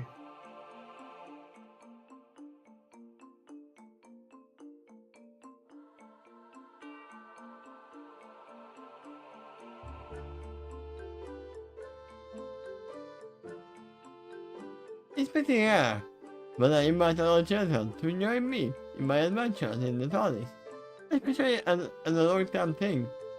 Now, I am perfectly content to use that ship to deliver them out of danger, and I have done that with Vision in this case.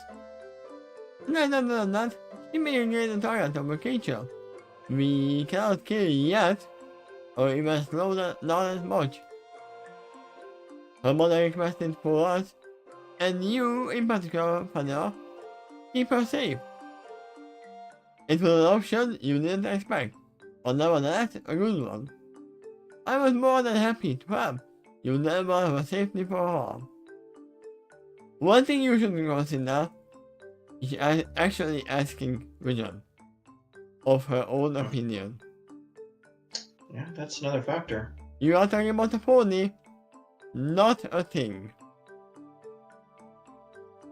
She is not a solid screwdriver that you can just decide, I'm gonna use it.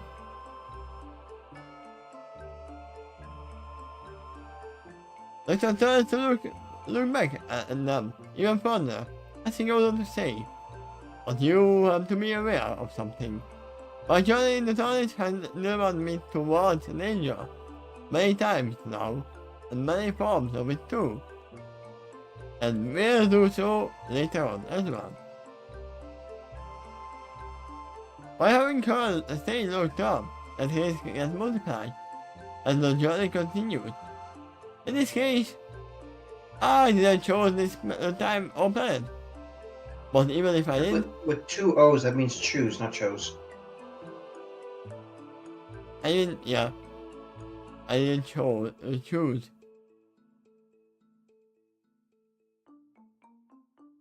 But even if I did, I can control what we encounter with it. Not entirely true. Even in the most peaceful and hospitable places, they just try to have a way to find me and put anyone I cover with a taste as well. I mean, you can kind of control what you encounter. If you want friendliness, you treat others with that kind of freedom. If you want hostility, you punch the first pony in the face. See, you can control what you encounter. I'd say that's control, but that is influence. If that is control, I would say. As to that, Vision truly is the most vulnerable and fragile companion I've ever had. Yeah, I would say so.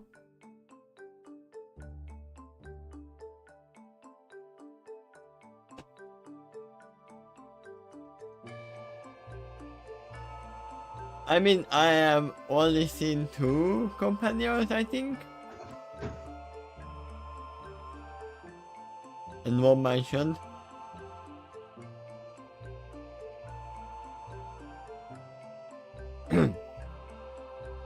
Now the Doctor turns to face his companion fully, as he goes on to say, inviting your children to knowledge may be very rare, but it has happened before. There's one young lad in particular that stayed with me for quite some time. I tell you now that sometimes there are kids out there who are so incredibly talented it pulls us into thinking, and they might be capable of keeping up with the single rules. And it's a fantasy, however, and I learned that the hard way.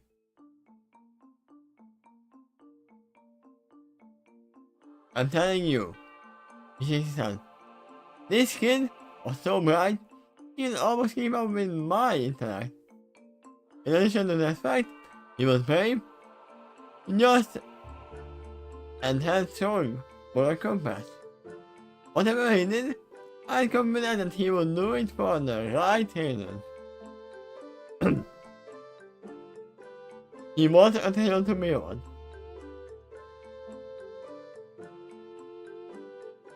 There's a lot of facets here. Yeah.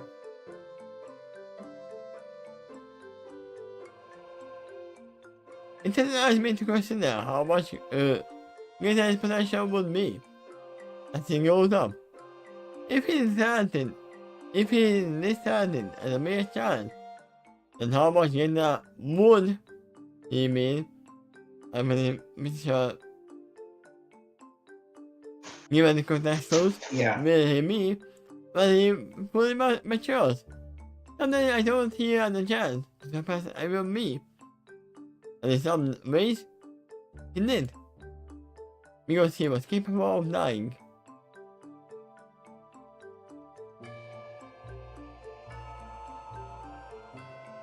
The doctor looked down for a moment, as his face gets clouded with memories, some of which are clearly painful. He closes his eyes and admits in pain as he swallows hard.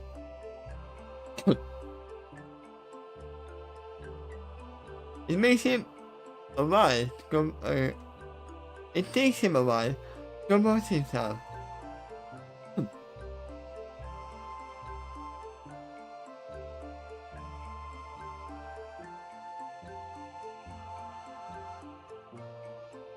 When he finally does, he opens his eyes and regards his companions again as he speaks.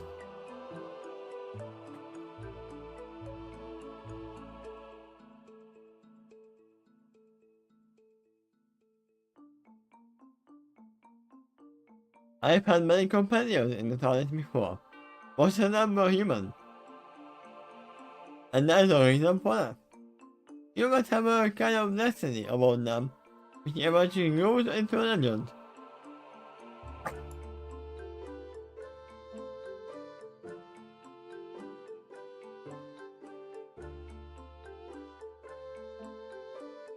Spread out into the furthest corners of the universe, and the other races have been deeply affected by them. Enough to at least have heard of them. You are lucky you haven't.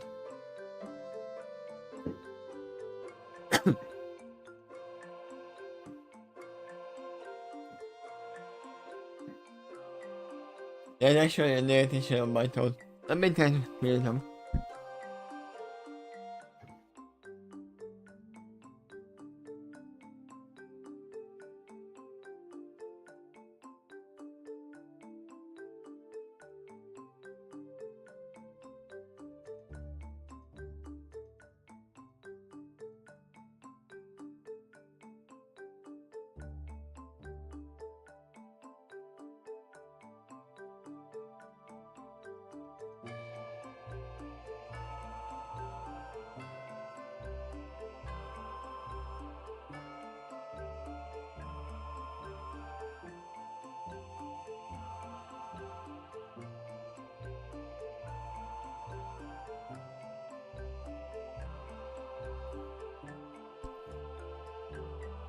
Yeah, okay, I definitely need to eat something soon, because that was stomach acid.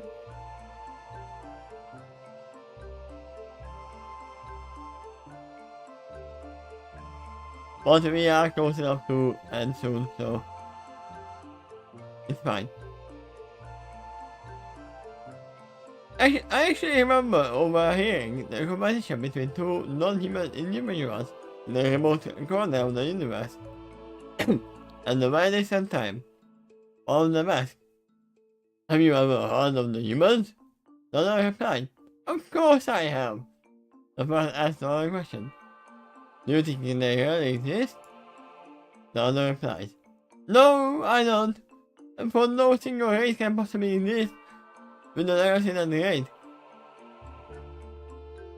Good and bad meaning at the same time. With all the trials they have endured, they are still affecting the sheer extreme of most bad and good actions. Admitting it ultimate glory. No, they can't be real. It sounds too fantastical to me too. Have they a random Bible or what they were reading?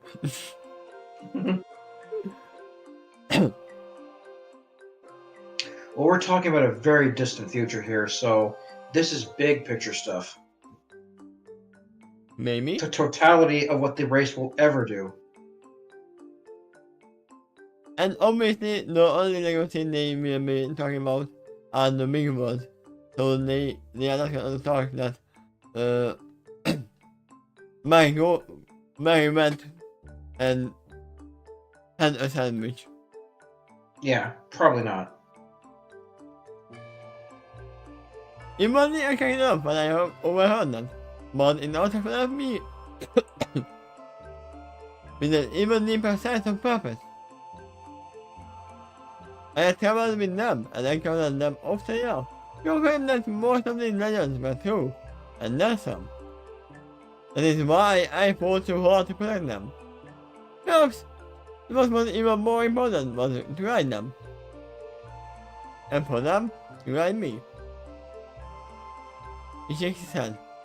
I would not be the man I am today. Are you a man?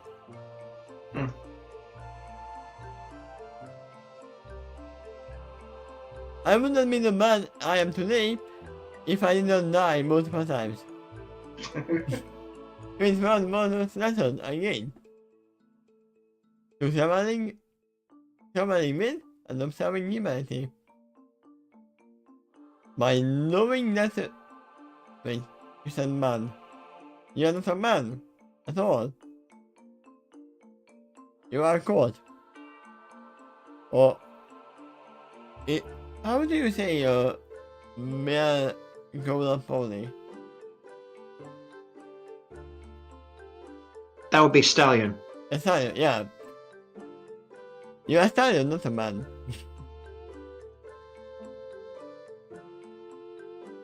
By knowing that they would be the source of so many other cosmic legends and actions that people and spread to the farthest corners of the universe. I knew it was extremely important to guide them on the righteous path as best as I could. Because if I succeeded with that environmental task, I would actually be part of that history. I could use ultimately make the whole universe a better place too. I can also imagine a different kind of talk in between other aliens, like, do you know about the humans? Yeah, I do. Did you think that they actually existed? No, they are not. There is not a human race that exposed their own planet.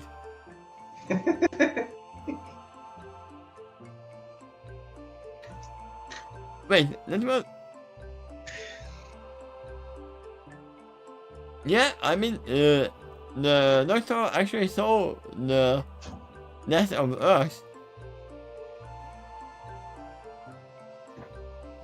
So it happens at one point. What better way to do it than to influence the source that influence so many others? I mean, that is what he's doing right now as well. That is influencing the source other than giving them what they need. There have even been some legends that they say they were the predecessor of the Time Lord as well. And if that is true, that means that everything the Time Lords have ever done, for good and for ill, is simply another step in the ultimate legacy and its humanity. I mean, I can see that humans evolved into Time Lords at one point. Yep, that's what he's saying that some legends say. Yeah. It's a possibility because there's a very much similarity between Time Lords and humans in myth.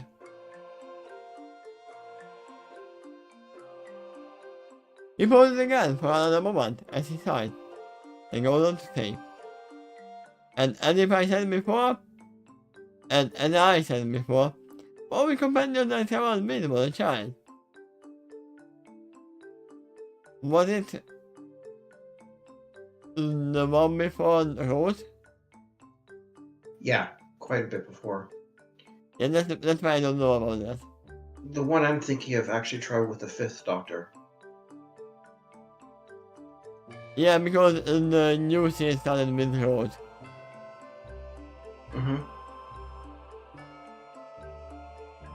The face of my they mentioned it briefly. The fates of my former companions are many and varied. I lived a very long time and lived very vigorously during that time. That is why they ended up in very various directions in the end. But occasionally, and despite my best efforts, I will end, they die. They may still be alive at one other timeline, but they die. For me. And to close his eyes again, and swing his pain. This time, he also cried a bit. That boy was one of them. If I had seen it out. He was here sacrifice. He knew just save the rest of my crew. Wait, crew? Yeah, the Fifth Doctor had the most companions. Oh!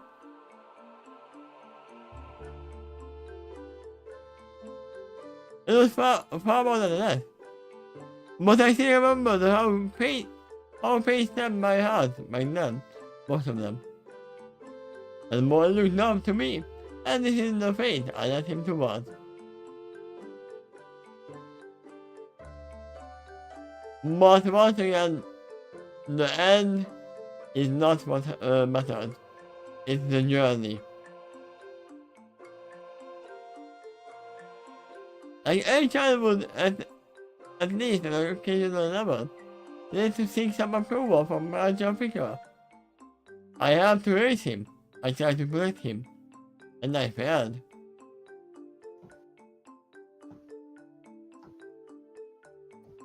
I mean, I think the doctor was hesitant to take roles for a while in the beginning as well. This is why he gathers some burdens and pain across the time, which later incarnations started to reveal more and more. That was one of the performances that the Seventh Doctor eventually started to bring in. As the actor pointed out, that after this much time and so many changes that occurred across his life, there would be a hidden darkness that's slowly growing inside of him, that he tries to be a hero, but he's struggling with a lot of guilt and loss. Yeah, And this is a further incarnation yet, so that part is still inside of him too. and this is why invincibility is not a good superpower at all. I think the Doctor would agree with you, from what I've seen.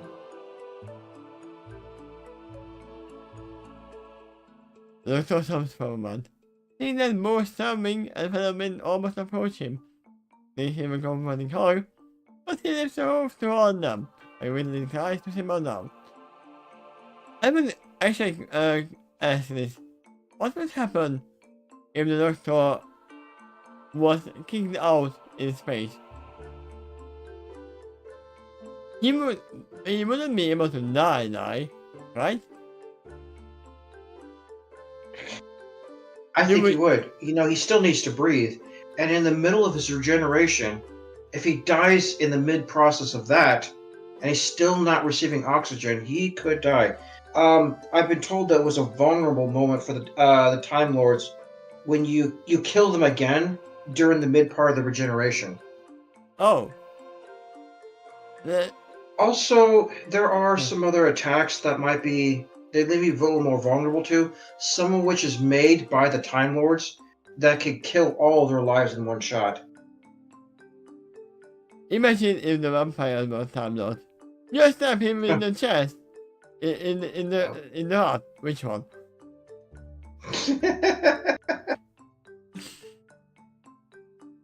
Yeah, you might need 2 sticks then. But yeah, I'll be fine. That's for sure of them. I've carried this pain in my heart for a long time now. I will know, and I am almost finished with my point anyway. And we are almost finished with the story anyway. Oh, chapter. With the chapter. Yeah. With the story of the Doctor. Doctor takes another moment to compose himself. He will continue.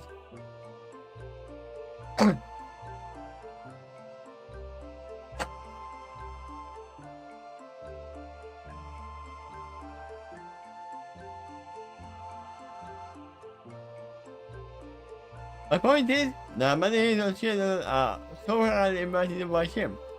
Others have more fully matured in very important ways, and they already had enough years to live at home. Mm-hmm. They mature physically and mentally, so they can endure more punishment and solve more problems. They are mature emotionally, so they can better endure greater amounts of stress. Above all, they are old enough to fully realize the value of their choices. Unlike most children, those tend to be more independent. I like the wording that you said more. Yeah. They can accept the responsibility for their actions, then they had more time to grow into it. What about an elf children? An elf child though? Or what child? An elf? An elf child? Okay. Yeah, they would take longer to grow up normally, and therefore they accumulate more years of experience. But that their childhood is still a fraction of their total lifespan, so Also, if we see it this way, in the Doctor's eyes, everyone is a children, is a child. yeah, that it can be seen that way for sure. Wait, do we have any info on how old the Doctor is? How the Doctor is? How old he is? Oh, yeah, we have too much information on that, and they're conflicting too. Oh. There's many different writers that write for him across all that time, and you might also excuse that as a Doctor having some fuzzy memory, even though he's a Time Lord.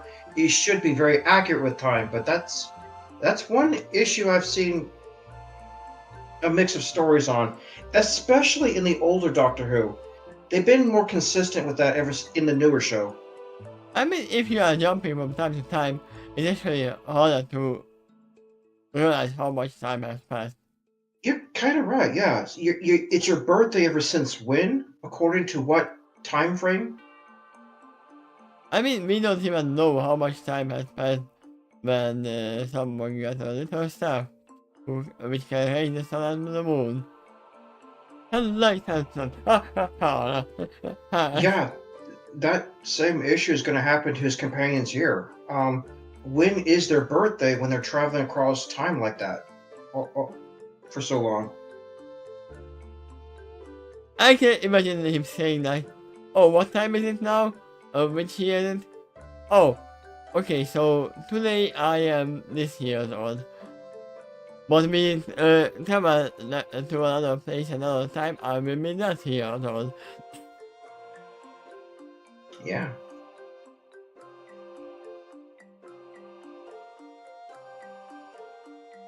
It doesn't really matter, because he is timeless. Or can they die of old age? Some of their connections seem to indicate that they were very slowly getting old in each individual regeneration. Like the doctor for Matt Smith got very, very old before his regeneration. But then he became young again. Well, younger, but the next regeneration was older than Matt Smith. Everything about that, it might actually be because of his thinking right here. I don't want to be a child, because adults are more independent.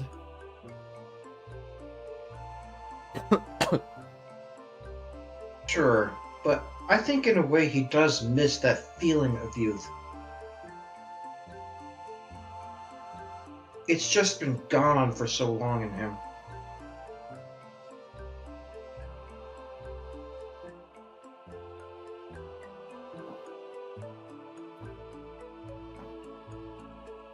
But children, no matter how talented they appear to be, may indeed be ahead of their time, in a vast variety of ways. But mostly, most likely, not in every category that matters. They are still abandoned. They are still looking up to the Lord for guidance and being cared for.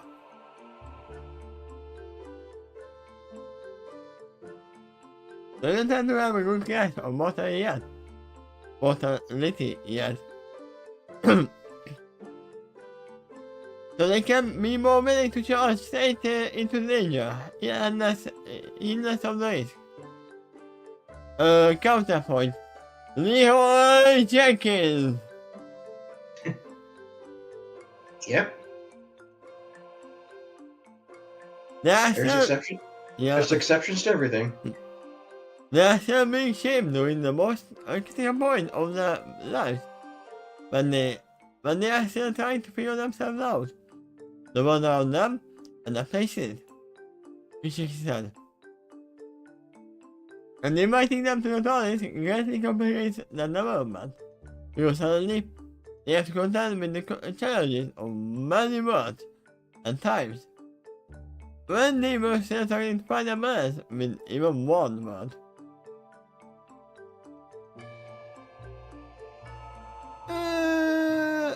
It depends. There might be incompatibility issues with the world. I've been told it's easier to teach children a second language or more when they're still formulating things. Yes. That is 100% true. Because then later on it takes a lot more effort on the person itself. And a lot more time.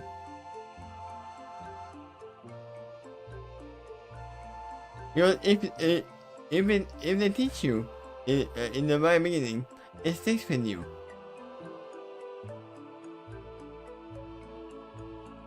In the vast majority of cases, that is not a good baseline to start with. I'm not saying challenges should be entirely discouraged, and there can be some value that this journey can offer them, but in the end, they are significantly more likely to be overwhelmed than others would. And trust me, you do not want to know the amount of things that incredible and largely untapped potential come to a sudden end. When it happened to me, it's like an important part of the whole universe died. With him on the same day. I mean, isn't that the case for all of your companions? Yeah.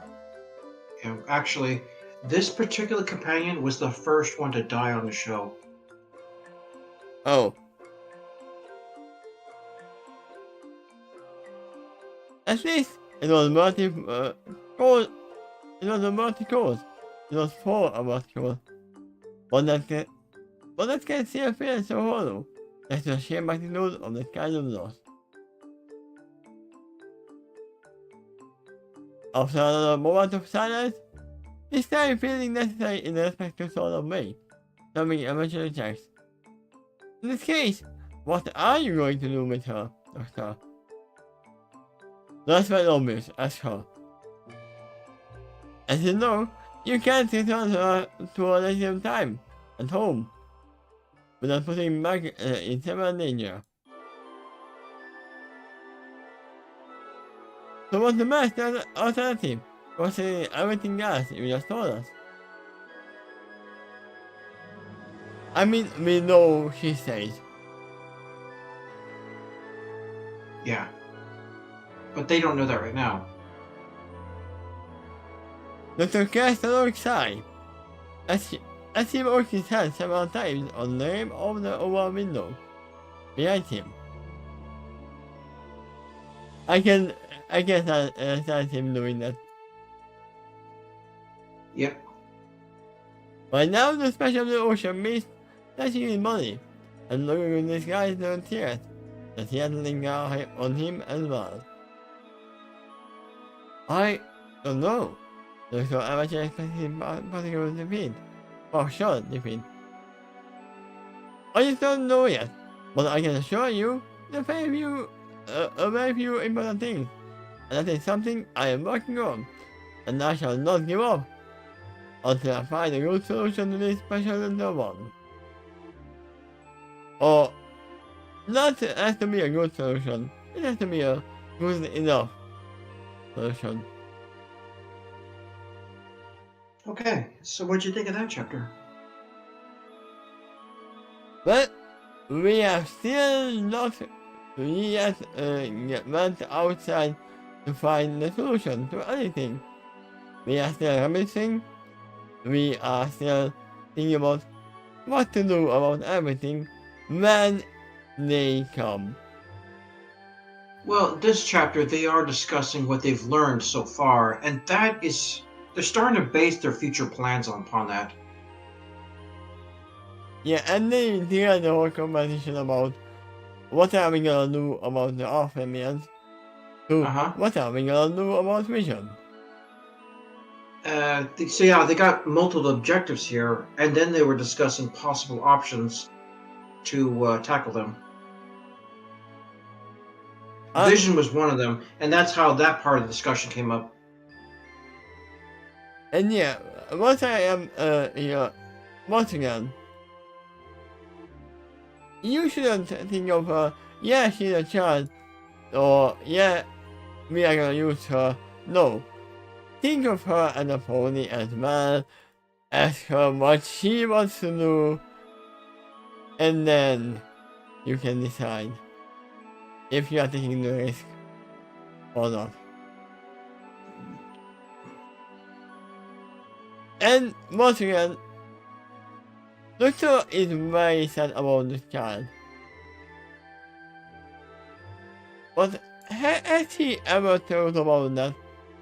Did the child ever think of him, of the journey as a hassle? Did he ever say that I wouldn't want to not go? I never negative there. I would never want to go with you, or I would have to leave. I'm pretty sure he didn't. Probably not, but I'll be honest, I didn't see that part of the series. They took it off Hulu and a bunch of other places before I was able to get to the Fifth Doctor at all. I mean, I could see the Doctor going back after he died, going back to himself, telling the child that if you come with me, you die. Are you still willing to come? Yeah, he might still choose to stay. And he definitely did.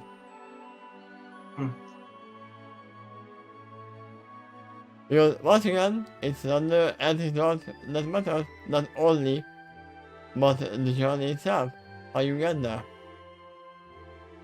That is why, actually, math teachers are saying that Yeah, you might actually know the answer to this solution, to this equation, but you have to actually go step by step and write it down. And this journey, how you get there.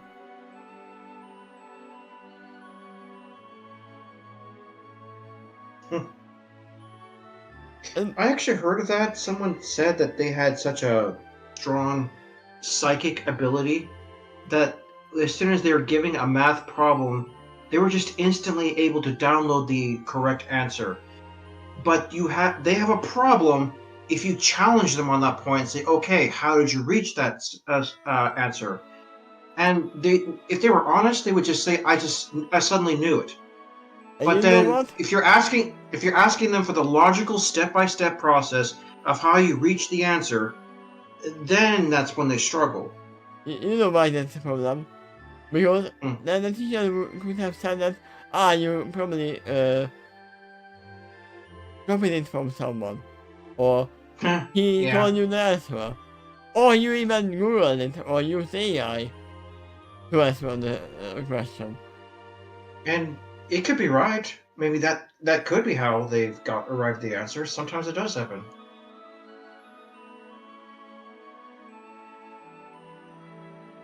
I mean, when I was learning programming, that was one of the things that was, yeah, it was not only, oh yeah, write the program, and it should work, and there should be no bugs in it. The main part of this was the pointing system was, we had to take the program in, and the professor was like, okay, read this line, and tell me what it does. You wrote it, right? You should know what you wrote and what your line does. And if you didn't know it, then that's if you couldn't defend it, it was an easy way to say that, oh yeah, I googled everything.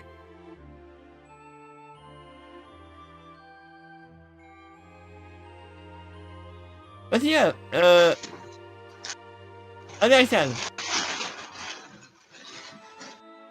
they should ask Vision herself what she wants to do. That is the solution to everything here. And they definitely will. I can see that they will. Because the doctor will go to that same solution at the very last time.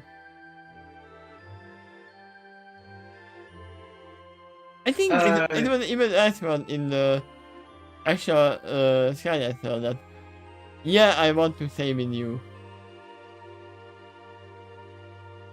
I kind of remember something like that. The doctor asked Vision if he wants to stay. Oh yeah, she definitely does.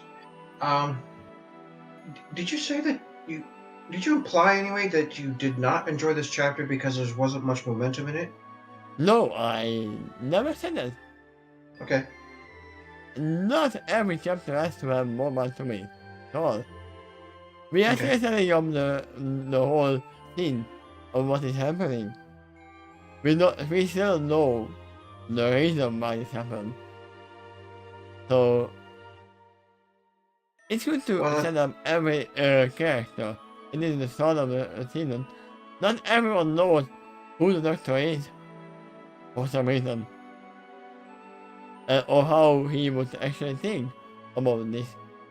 If you one of the wrote other that, things. then the Doctor would say that, okay, yeah, that's your vision. Then they would think of him as an idiot. Yeah, this chapter not only established the situation and discussed their options, but the way it does it is also introducing the character. You get to know more about their personality, and the characters are learning it to each other. They're still new to each other in both ways. Stormwing and Feather's starting to get to know the Doctor, and he even mentioned right at the top of this chapter, "I'm going to keep this in mind about you, that you're attracted to storms and all that." You know what? I can see you introducing Vision through the eyes of the all females. Because they are infants. Yeah, they are. Also, whatever solving it has, like they could use vision as a lie detector. What stops vision from lying?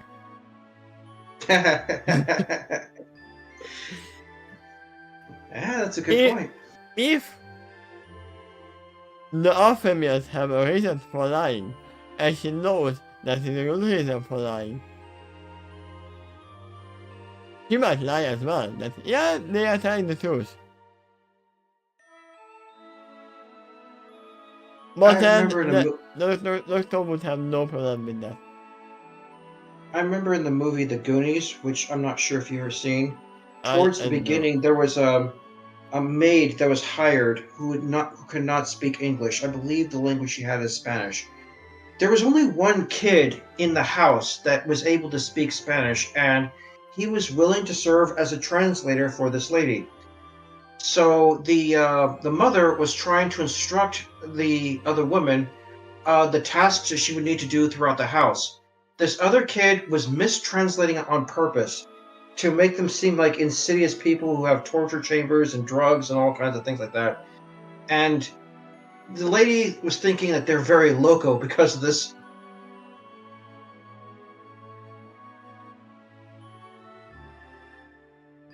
So that was a case where there was a untrustworthy translator. Ha ha ha ha ha. A kid was lying. Alrighty then. Looks like his hair is on fire. I don't know if you watched Ace Ventura. I have. In fact, I also seen this one. This is from Ace Ventura 2. Yeah? I will say it's been a long time since I've seen it, but I have seen it. My mind immediately went to that when you said others for the translator.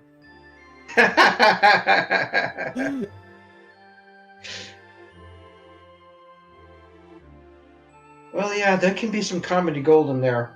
But it's true that in real life that can happen.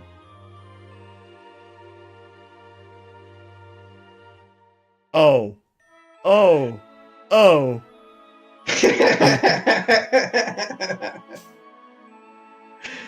So, predictions for this chapter? Prediction. At least it's not normal vision. It's not double vision? No, it's not normal vision. Okay. But yeah, it seems you are literally thinking of the whole thing. We know that Vision has all his preparations back. He can see the future now, and that is only a part of we still know that is a changeable future. So it's all fine. Yeah. It's all fine. She's only gonna see what happens if the doctor doesn't do anything. Yeah, that's another potential service she can offer, is not merely an empathic translator, but she also gets prophetic visions during her sleep. But it also can mean that they mean the Archfamous and they paint the vision of doom. That can happen as well. That might be. I can see you misleading the readers, and Vision is not even part of this. That's quite possible, but that's the interesting thing about her name. You can come up with all kinds of weird puns around it. What if the one who you are talking about is Doom? That's his name. And he's just telling you his vision of what his plans are. And if there are two visions in the same timeline, then that would be double vision. Just don't go simple vision because that already means you take too much. And right now, Derpy is keeping an eye on Vision. Which one? Derpy. Oh, Which Vision? one of them. But yeah, we are starting to keep off things. Literally. I don't know how this goes, but this is gonna literally, if it's a prophecy from Vision, it's gonna change this into, yeah, we will need Vision's help. Even if that is a spoiler. Or? Or? No, there's no or. Okay. So that's what you think is going to happen, that she's going to receive a vision, some kind of prophecy, and that's going to reinforce her role in this story? Yeah, because she is gonna be a puzzle, key piece of the puzzle, probably. Okay. I accept that then.